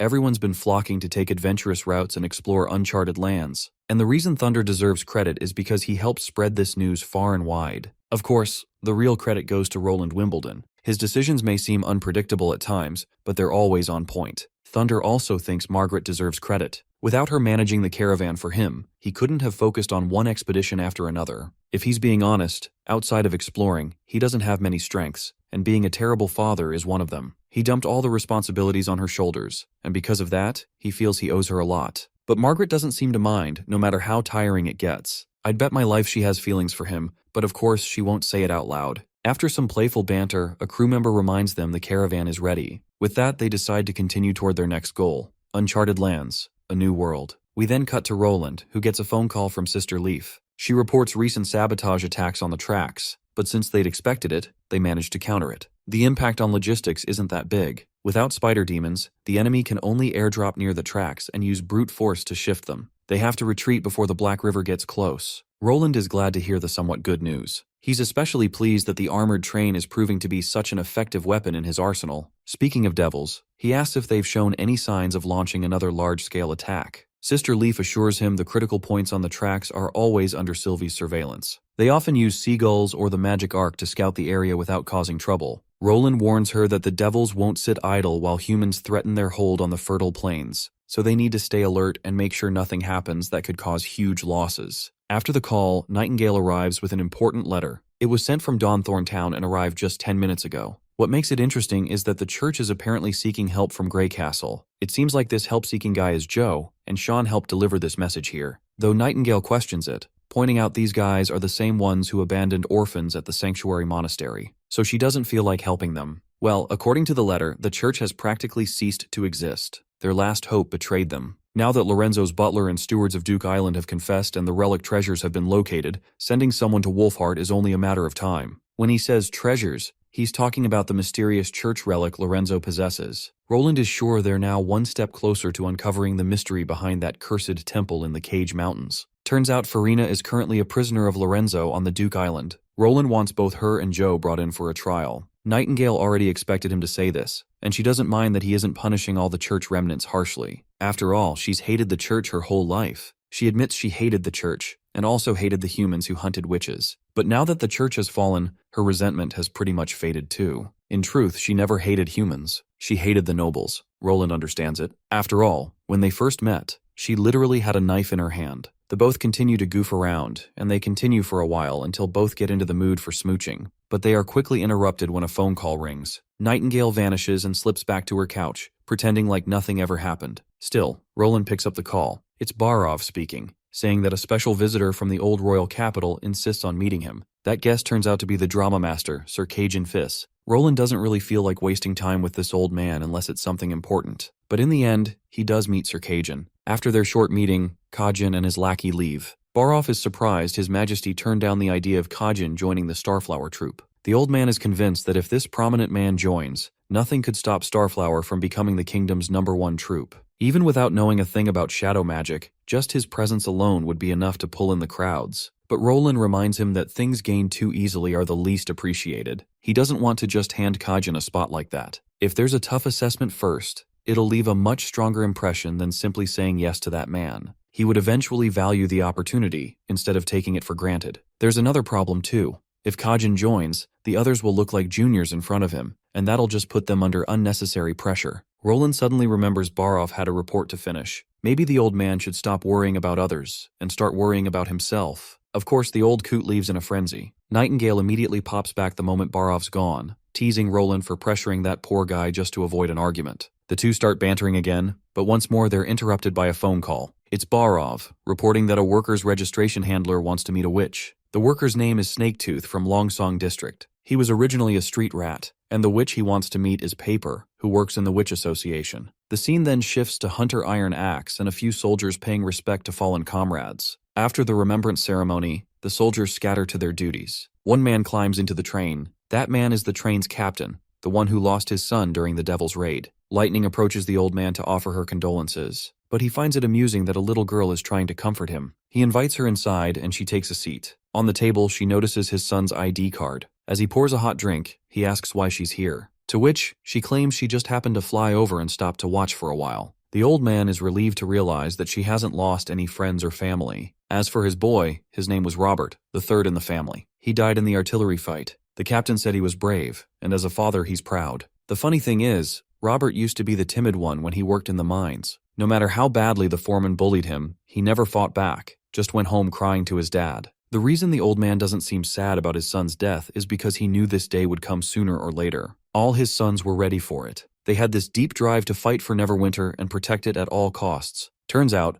Lightning also came to thank him for his contribution during the raid. But the old man insists she deserves just as much credit. Without her warning, the camp would have suffered way more losses. After easing her worries, Lightning heads back. By the way, aren't we doing way too many side quests instead of sticking to the main story? Do you guys actually enjoy exploring random NPCs, or should I just keep to the main plot? Drop it in the comments. Right then, Maggie shows up, reminding the adventurous girl about the significance of today. Today's the day Lorgar gets out of the hospital, so the two rush to the medical center. Finally, Lorgar steps out of her ward, and the trio is reunited. The wolf girl is so proud of Lightning that she even hoists her up into the air. She's already heard about Lightning's part in the Devil Ambush. She's proud that the girl pushed through her trauma and faced the challenge head-on. But Lightning still calls herself a coward. Lorgar disagrees. The fact that she's trying to overcome her struggles is already more than enough. Not relying on herself selfishly is actually progress. To celebrate their victory, Lorgar decides they should have a drink. The scene cuts to the railway construction site, where we finally meet the guy named Snaketooth we heard about earlier. Turns out, he just got his holiday approved by the administrative hall because his friend, Miss Blank, finally got permission to meet him.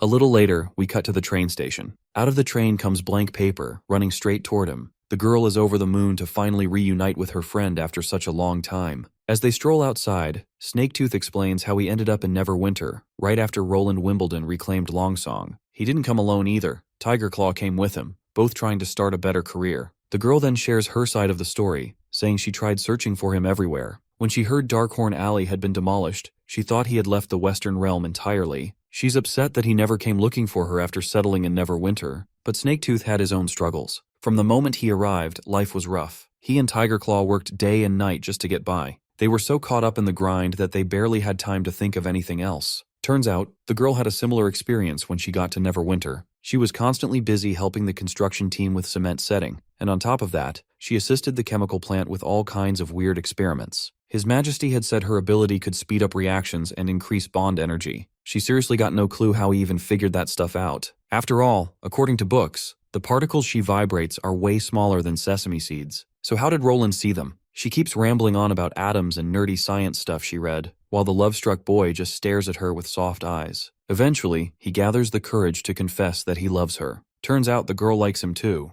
But here's the twist. She also likes everyone else just as much. The scene then shifts to a cozy forest resort. Here, Sister Leaf is chatting about Snaketooth and Paper's interaction. The poor guy mustered all that courage just to confess, and that's the reply he got. Leaf isn't sure if it's right for them to be eavesdropping on their friend's conversation, but Wendy insists this doesn't really count as eavesdropping, since Roland himself asked them to keep an eye on both of them. He was worried the two might pull something shady, considering their shared past as rats. Still, Leaf feels guilty because even without Roland's orders, she would have spied on them anyway. Putting her guilt aside, she sprouts a massive root out of the ground like something straight out of Jack the Giant Slayer. Once high enough, she forms a table and chairs, along with some natural drinks. The two girls sit down, chatting and relaxing. But suddenly Sister Leaf feels uneasy. Turns out there's a fire in the forest. She can't fully explain what's happening since the area is beyond her fusion abilities range, so she can't sense the details near the black smoke. But if it is a fire, someone has to stop it before it spreads. Leaf tells Wendy to go meet with the others while she stays behind. Wendy doesn't like the idea of leaving her alone,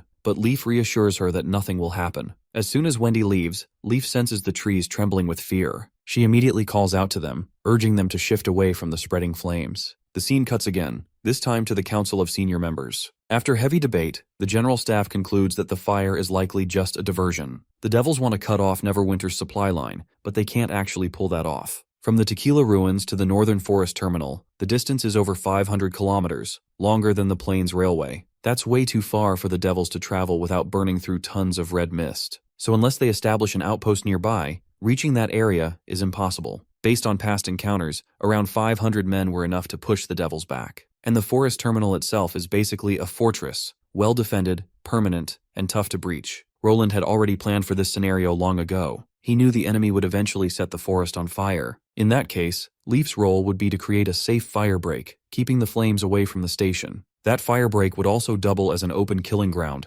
giving the fortress's defenders clear shots at any intruders. If the Devils tried breaking through that network of firepower, the 500 guards would tear them apart. But there's still something strange. Why would the Devils light the forest on fire and risk exposing themselves? Agatha explains that they're still undetectable for now. Sylvie, Lightning, Maggie, none of the mentioned have been able to spot a single devil on the forest front. Hearing this, Iris realizes they might be missing something. Maybe the enemy found a way to trick the scouts. Or maybe they're using a brand new weapon no one's ever seen before. The Devils don't always have to launch surprise attacks from the east or west. The north is a possibility too. Right now, Neverwinter's focus is locked on the railway construction front, but that doesn't mean they can ignore the north. To stay prepared, Iron Axe decides to send Black River's troops towards Station 0, while another platoon keeps scouting between Towers 0 and 1. The rest of the forces will stay on standby until the crisis passes. Even if a northern attack is unlikely, it's still best to put out the fire fast. For that, Iron Axe assigns Agatha to handle it. In the end, the plan is simple. Reconnaissance continues as usual, the main forces stay on the Tequila line, and the fire gets contained. Back to the current issue. If the fire keeps spreading, it'll reach the forest terminal by dusk. If the Devils don't know that Leaf can stop the fire on her own, then once night falls, that's when they'll strike. And there's only about an hour left before the sun sets and the Devils bare their fangs. We then cut to Sylvie, keeping surveillance, her gaze locked on the misty forest. For reasons even she doesn't understand, the girl feels an inexplicable sense of worry, even though she clearly knows that the great fire in the deep forest is just bait. She eventually tries to shake off the gloomy thoughts and focus on the task at hand. Suddenly she notices some kind of light in the far distance. She's confused, having no clue what it is. Maybe it's just an illusion meant to confuse her. After all, the magic eye shouldn't be able to see something that far away. But if it's not an illusion, then what the hell is it? Turns out, what she's sensing is an immense amount of magic. The magic eye has a limited range, so the fact she can see this light means the magic is so powerful that it expands beyond her magic eye's normal perception range. It's not just a matter of visible distance. Only something on this level could be the work of the cursed devil. She knows shit's about to get real. She wants Sister Leaf to run away as fast as she can. After descending the tower, she quickly orders the knight to inform Leaf to leave her current position immediately. Leaf must get as far away from the terminal as possible. Iris questions if Sylvie found something. Turns out Iris and the others had it all wrong. The only reason the Devils set the forest on fire was because they were after Sister Leaf. You see, Sister Leaf has to concentrate while controlling the forest. And when she does that, her body is physically present in one fixed location. If the enemy can see the flow of her magic, they can pinpoint her exact spot. So the fire was just a setup to create this situation. Meanwhile, Iris is shocked when she realizes Sylvie was able to observe the Devil's movements from such a massive distance. But Sylvie explains that the opponent's magic is just too overwhelming to ignore. The knight is confident the devil wouldn't be able to defeat Leaf so easily. To give perspective, Leaf can take down an entire army of mad demons by herself. But since the enemy planned all of this, they must also be prepared to counter her. The knight tries connecting multiple times, but no one answers.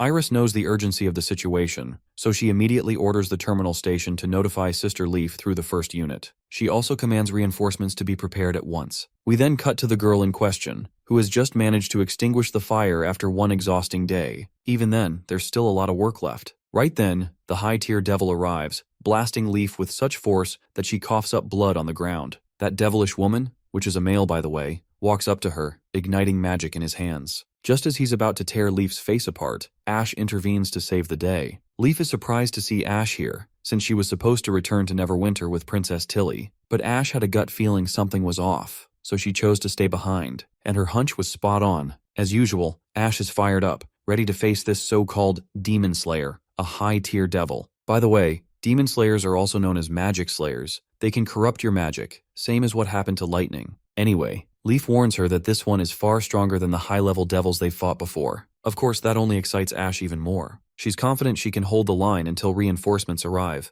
Out of nowhere, the high-tier devil speaks, wondering if he's facing a transcendent witch. Leaf is shocked to see a devil capable of human speech. But for the devil, it's just evolution. They've learned to talk too. Centuries change a lot, so it's nothing to be surprised about. He mocks these so-called transcendents and launches another magical attack. Ash counters with a slash of her sword, but the attack wasn't even aimed at her. It was meant to capture Sister Leaf standing behind. She leaps at the devil again, but the monster blocks it with just the palm of his hand. After blocking Ash, the bastard strikes at Leaf once again. Once she's caught off guard, he charges at her. Leaf tries to defend herself, but she's overpowered. If this keeps up, Ash fears the green girl might end up pushing daisies. The problem is, Ash isn't nearly as strong as the Demon Slayer, so she can't really match his speed or strength. Still, she digs deep, trying to awaken the dormant power within her. With her resolve hardening to protect her ally, she taps into a new energy that lets her move faster than the devil and intercept his attack. With one strike, she sends the monster staggering backward. The bastard is amused by Ash's sudden power. Deciding to get serious, he prepares to fight for real. But before that happens, reinforcements arrive. The devil has no choice but to flee. With a single dash, he vanishes from sight. One of the divine witches rushes over to tend to Ash and Leaf. She assures them that Nana is already on her way with more support. We then cut to that devil outside the burned forest. Another devil has been waiting there with a breathing canister prepared for Lord Ursulk. The high-tier devil takes the canister and inhales deeply. After taking a few direct breaths, he orders the underling to replace the empty canister on his back. As the underling does his job, the devil laments his loss. But he expected as much after all, he was in human territory. This encounter taught him one thing. The captured devil didn't betray them. He truly had been caught by the humans. The underling reassures his boss that the humans haven't seen his full potential yet. The breathing device has been restricting the true powers. If they fought within the range of the Tower of Birth, those worm-like humans wouldn't stand a chance against him. Lord Ursulk merely considers this first attempt just a trial. For his next battle, she already has a perfect spot to fight, a graveyard fit for eternal rest. The underling complains that the Lord of Heaven has barely given them any support. If he were on their side, Ursulk wouldn't need to resort to such extreme measures. But this gender-bent devil is exhilarated after having fought humans face to face. Experiencing their strength firsthand was way more thrilling than just reading reports. He then scrapes a bullet out of his shoulder, saying all that's left is to study the humans a little more. As for the Lord, he's already helped enough. The Lord must have his own struggles to deal with. With that cryptic talk, which is way out of context for us, Ursulk decides to head back to Tequila.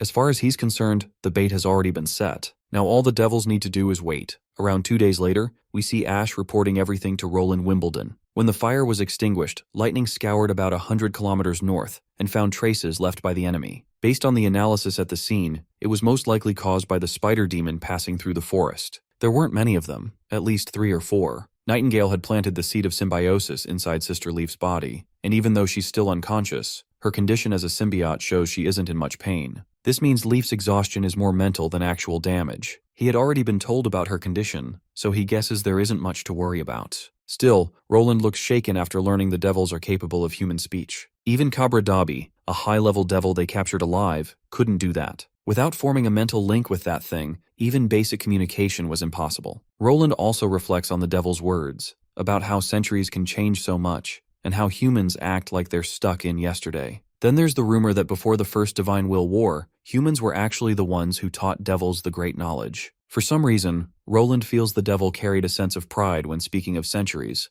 as if the bastard had literally lived through hundreds of years and gathered endless experience. Speaking of which, Roland's eyes practically pop out when he realizes this devil might have lived since the Alliance era, maybe even before that, which could explain how it learned to speak. Suddenly there's a knock at the door, someone reporting that Leaf is finally awake. Hearing this, Roland rushes to meet her. Oh, and let's not forget Ash is still standing there. Roland almost forgets to thank her for saving Sister Leaf. Well, the only thing Ash asks in return is that he treats Tilly well. Roland feels a little patronized hearing this, since he's already been taking good care of his sister. Inside Sister Leaf's room, everyone's already gathered. The green girl starts apologizing for worrying the king, but the only thing Roland cares about is if she's all right. He wants her to rest and forget about the forest for a while, at least until her injuries fully heal. Of course, Sister Leaf protests, insisting she needs to return to the front lines. She understands why everyone is against it, but feels lying in bed won't solve anything. Whether she stays in the forest or Neverwinter, the demon's curse won't just fade away, so resting feels meaningless. As long as she can stay in the forest, communication between the two places can still be maintained. Plus, she wants to continue preserving the experimental core she's been working on. Not only that, she plays a crucial role in moving supplies on the track construction site. All of this indirectly helps in defeating the devils. Even with all her reasoning, no one sides with her. But since she insists, Roland agrees to make an exception, on the condition that until the demon slayer carrying the curse is taken down, she won't act alone. He also assigns Ash to watch over her to ensure her safety. While the brute of a woman instantly agrees, Tilly doesn't feel too good about this. Later, when Tilly and Ash are alone, the princess asks if she actually understands the weight of Roland's orders. Of course Ash does. Not only will she stay with Sister Leaf to look after her, she'll also use her sensitivity to magical fluctuations to warn Leaf ahead of time. It makes sense that much to Tilly, but she doesn't understand what is going to happen after the warning. Ash's answer is simple. They'll wait for reinforcements to handle the fight. She might be battle-hungry, but she's not reckless like Lorgar, who charges at anything that moves. The princess is still uneasy about letting Ash go, but she reminds her woman to keep her promise. And let's be real, Ash could never forget the promise she made to stay by Tilly's side for life. We all know these two ladies are lesbians, with Ash being her licker, so there's no way she'd just walk away. Before leaving, Tilly admits she's really happy Ash was able to save Sister Leaf. She feels it'd be a waste of Ash's abilities if she just stayed glued to her side instead of helping others too.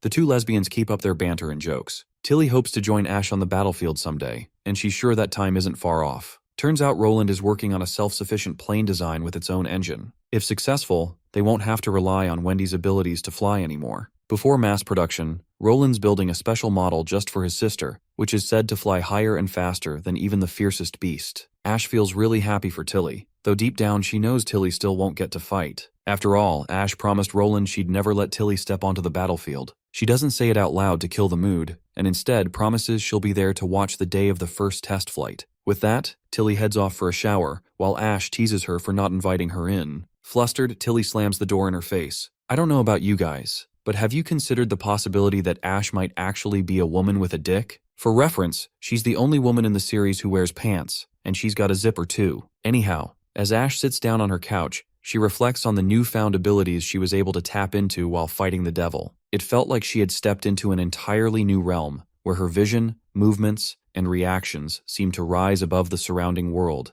leaving only magic to accompany her. Magic doesn't just influence the body, it shapes temperament too. If someone truly desires to achieve something through magic, then magic will guide them along that path. She recalls Phyllis's words, the wisdom she passed down before leaving. A clear and concrete goal paired with firm resolve is the only way to overcome any obstacle. In the Alliance, every recorded transcendent reached their potential through the fires of battle. Those who failed to evolve were eventually crushed in their fights against the devils. Ash starts thinking about the Alliance's 3 seats, the 3 witches who went beyond even typical transcendent witches. She desperately wants to understand what kind of trials and walls they had to break through to reach that pinnacle of power. After dwelling on it for a while, she becomes certain she knows the answer. The scene then shifts to Roland's office, where he's asking the old man Baroff about the date for the next elementary education exam. The exam is apparently scheduled for next week, with over 2,600 examinees expected to show up. Roland, however, has another project in mind, one that requires at least 500 people. As the call ends, Nightingale slips out of her mist, immediately questioning what kind of project he's referring to. Roland rustles through a stack of papers until he pulls out one in particular. Turns out it's a blueprint of an RPG. To Nightingale, though, all she sees is some fancy bamboo contraption. When Roland proudly introduces the weapon to her, the weird name alone makes her curious. It honestly sounds more like a code name than an actual weapon. Roland goes on explaining the whole backstory about its origin. but honestly, none of that is interesting to us. So we cut to somewhere else. In one of the camps, we see Joe counting his days. It's been 7 days stuck in this hellhole, and the only thing running through his mind is Farina. If she doesn't survive, he swears he'll take his own life as well. Right then, a knight enters his tent, bringing good news. His Majesty has approved the rescue plan to save Farina. They'll be heading toward Wolfheart soon. The team assigned to this operation has also arrived. After meeting up with them, they'll immediately set off for Duke Island. It's our divine punishment witches Zoe and Betty. Joe's mind short-circuits when he realizes that only 2 men are tagging along for this journey. Zoe sizes him up right away, asking if he really is the last priest of the church. She expresses sorrow for the Starfall Queen, who had entrusted such a heavy responsibility to the church, only for them to twist it into nothing more than an organization obsessed with power and profit. It's true that Nightfall once clashed with the Tequila witches, but Zoe still feels pity for the queen. Betty, on the other hand, is just grateful. Grateful that the conflict is nearing its end, and that they now march toward the same goal, wiping out the devils. With that, they all agree to begin the journey since the full team is now assembled. Joe, however, starts panicking at the thought of only 2 people handling the entire rescue mission. Zoe already knows what's going through his head. Calmly, she reassures him that the divine soldiers they'll face are nothing more than empty shells without true souls. For her and Betty, taking them down is more than doable. 2 days later, they finally reach Count Lorenzo's territory on Duke Island. The island has 2 docks, one on the east and one on the west, but Joe knows the docks aren't the real issue. The main problem is the castle itself. The security there is unbelievably strict. Without Lorenzo's personal approval, you can't even step foot inside. The knight waves away his concern, telling him not to worry. They already have a plan in place. With just a whistle from the knight, the soldiers drag in Lorenzo's butler. Naturally, both the butler and Joe point fingers at each other, each calling the other a traitor. The butler, Haig, spits venom at Joe for betraying the church. He's convinced that if Farina found out Joe had defected to Grey Castle, she would know who the real traitor is. The knight silences both of them with a glare, then turns to Haig, telling him to stay focused on the mission. Haig knows his objective, which is to take 2 warriors inside the castle. The knight warns him this is his only shot at redemption. It's up to Haig whether he'll seize the chance or waste it away. Though the butler understands his role, he doubts whether just 2 warriors will be enough. The knight, however, remains confident. The 2 warriors they brought are the complete form of divine punishment witches, true perfected versions. Compared to them, the trash Lorenzo possesses isn't even worth mentioning. Night falls, and Haig smuggles Zoe and others past the castle walls. Once inside, Zoe demands to know the layout of the floor and, more importantly, where Lorenzo's bedroom is located. Meanwhile, Haig is tasked with taking Joe to the dungeon to rescue Farina. The rest is none of his business. Our ladies will handle it. Haig follows his orders. He knocks on a door, and once someone answers, he barges in with Joe and the others in tow. While updating Zoe on Lorenzo's whereabouts, 2 guards stumble across them. The guards are confused at first. They clearly recognize the butler. But now it's showtime. The 2 witches make their move. Each one grabs a guard and hoists him into the air with terrifying strength. Their grips tighten until the poor men choke so hard their throats burst and blood gushes out. Then, without skipping a second, they rush the other 2 guards who had just appeared. And well, you already know how that ended. Joe just stands there in shock, going through a full-blown reality check after watching the 2 guys tear through trained guards like it was child's play.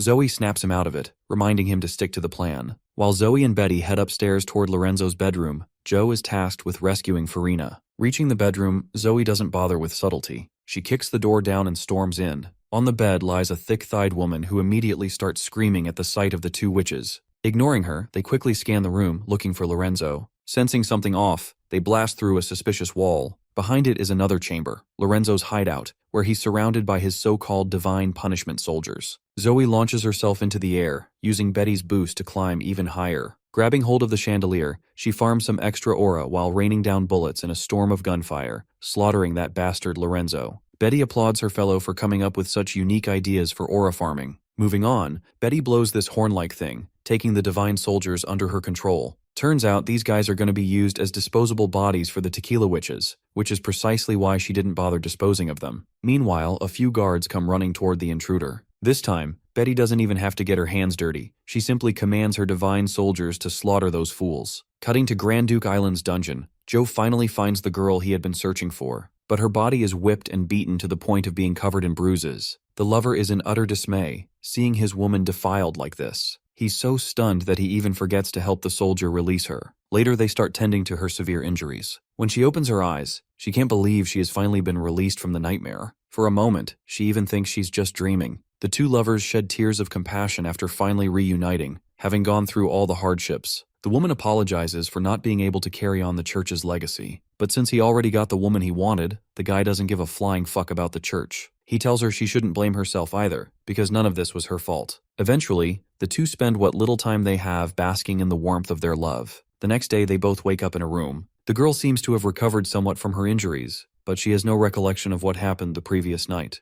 Her lover explains that she went unconscious from sheer exhaustion. Then he drops the breaking news that Lorenzo is dead, much to the woman's shock. Though it wasn't him who killed that bastard, but His Majesty Roland Wimbledon. She finds the statement laughable. The thought of Roland helping church followers sounds impossible, but the guy assures her it's the truth. Right now, they're already at sea, heading for Neverwinter in Grey Castle. She had been unconscious for 3 days straight and only survived thanks to First Army medicine. After about an hour of filling her in on all the details, their current worries come up. Joe has already asked about Roland's trials. Turns out, followers who hadn't shed witch blood, participated in persecution, or slaughtered Grey Castle's people won't face execution. That's good news for them, since Farina was actually a vanguard warrior in the new holy city, fighting valiantly against demonic beasts every year. As for him, he was just a priest's assistant, and never had a chance to even encounter witches. This means both of them get to survive. He further assures her that once they get to Bordertown, she can have her injuries fully healed. There's a witch named Nana who can do that. He also promises to sort out their career problems and help them get back on their feet. Instead of appreciating what he did, she accuses him of making a deal with the devil just to save her. She coughs up blood from her condition, while pointing out that he's the man who caused the church's downfall. She's furious at him and doesn't want him anywhere near her. She keeps yapping a bunch of crap until a knock on the door comes, and in walks Zoe. The girl is glad to hear that Farina is still supporting the church. Supporting the church indirectly means supporting Zoe's very existence, but the girl makes it clear she only supports a church that works hard for humanity's future. She has no sympathy for some puppet of Grey Castle. That's when she's shocked to realize the body our Zoe is possessing belongs to Legion Commander Inova. But since Farina has no clue it's a witch inside Inova's body, she just thinks Inova is alive. Both Joe and Farina are confused, because the Legion Commander existed over 100 years ago. He was supposed to have died in the confrontation against the Months of Demons. And Divine Punishment warriors were devout soldiers who dedicated their body and mind to God. So how the hell is Inova roaming around freely and going up against the church? This is when Zoe hints that these bodies are nothing more than vessels for her kind. Since neither of them know the true origin, Zoe quizzes them about what they know of divine soldiers. Of course, Farina starts narrating how the soldiers are produced through rituals, controlled by the church, and used solely to fight devils and witches. Only the Hermes organization is supposed to know the transformation ritual. Zoe calls bullshit. She says the Divine Punishment Army exists only to suppress witches and uphold usurpers' rule, nothing more than a tool. The only reason divine soldiers came into existence was to preserve humanity, and it wasn't the church who originated them, it was witches. Zoe decides to spare some time to teach these two ignorant fools what's really going on. An hour passes, and Farina finds Zoe's words absurd. The idea that witches created the church, devoted everything to humanity, and are the true fearless heroes? She finds it ridiculous. Joe then asks how many like Zoe are in Neverwinter City. The witch reveals it's about 100. All of them use Divine Punishment soldier vessels produced by the church. Farina then expresses her desire to help produce Divine Punishment soldiers, so witches have more vessels to possess. But Zoe breaks it to her that the Divine Punishment Witch Project is useless now. It may have been effective 400 years ago, but today, punishment witches aren't enough to fight against devils. That's why they've turned to the human king of Grey Castle. He's the only one who can save them now. Even the weakest living witch can turn into a powerhouse with the right guidance, and Roland can provide that. In fact, he already has. Which means no witch is willing to spill blood anymore to create Divine Punishment vessels. That shit just isn't worth it. After dropping all those reality checks, Zoe leaves the room, giving the girl space to digest it all. Outside, she runs into her fellow Betty, who starts teasing her. It's rare for Zoe to talk so much to humans. From there, the two break into banter and reminisce about their old comrades. The next scene cuts to the third border city. Out in the fields, the Tequila witches are holding massive RPG launchers. The way Alethea is holding it, Roland fears she might get spooked by the recoil and ricochet the rockets in random directions. So he warns her to never point the tail of the launcher at herself or anyone else. With that, the first RPG trial begins. Seems like the RPG has very limited range, exploding after it hits the ground. They all walk over to see the damage. Since it managed to crack a giant box, that alone proves it's already better than regular bullets. And this is just the first version. They open the box to check the test subject. It was a bird, but now nothing more than a scattered mess. Though Alethea isn't sure it'll be that effective against high-ranking devils. Different devils have different levels of strength, similar to Transcendence and those above them. If the devil is a speed type or a slayer, it can get tricky. Landing a direct hit would be tough. Even if they see the grenade being launched, they'd still have enough time to dodge. That said, she insists this weapon is definitely epic-making. It bridges the gap between devils and mortals, making victory possible through sheer numbers. Pasha also agrees, because this weapon lets mortals injure high-ranking devils. It is something which was unthinkable in the past. Furthermore, Pasha has a way to greatly increase its hit rate by assigning these bad boys to divine punishment witches. Only Transcendents can match high-ranking devils. If one of these is fired point-blank, even the most powerful enemy can't escape. Roland assures them anyone can wield it, since this weapon only takes one person to operate. So including immortals, it will be available for divine punishment witches to use. Suddenly, a knight arrives, reporting the arrival of Zoe and Betty from Wolfheart. Looks like it's finally time to see the legendary treasure Lorenzo had been hiding. Back in Roland's office, Lord Sean presents a lead box containing the relic. He explains that he placed it inside the box as instructed and didn't let anyone else touch it except Zoe and Betty, but before sealing it, he had noticed something unusual about the relic. When Zoe returned with the ritual cube, the blue light on it had been constantly shifting. So, he paid closer attention and noticed the beam of light was pointing at him like a compass. At first he freaked out, wondering what the hell was going on. Then he realized the light wasn't pointing at him, but at the uranium coin in his pocket. From this, Roland concludes the ritual cube likely emitted light because it sensed the uranium coin. Roland dismisses Sean after praising him for the job well done. Once Sean is gone, Nightingale appears, reporting that the item inside the lead cube is definitely a magical creation. Although it looks like an unpolished stone, it's clearly not that simple. In the fog, she saw a light similar to a magic vortex, just like the magic cores in the hands of the Tequila witches. To study this further, Roland decides to personally visit the third border city. So basically what Lorenzo discovered wasn't just a piece of uranium, but a mysterious relic that reacts to uranium. Sounds interesting. I hope that things make more sense as we go forward.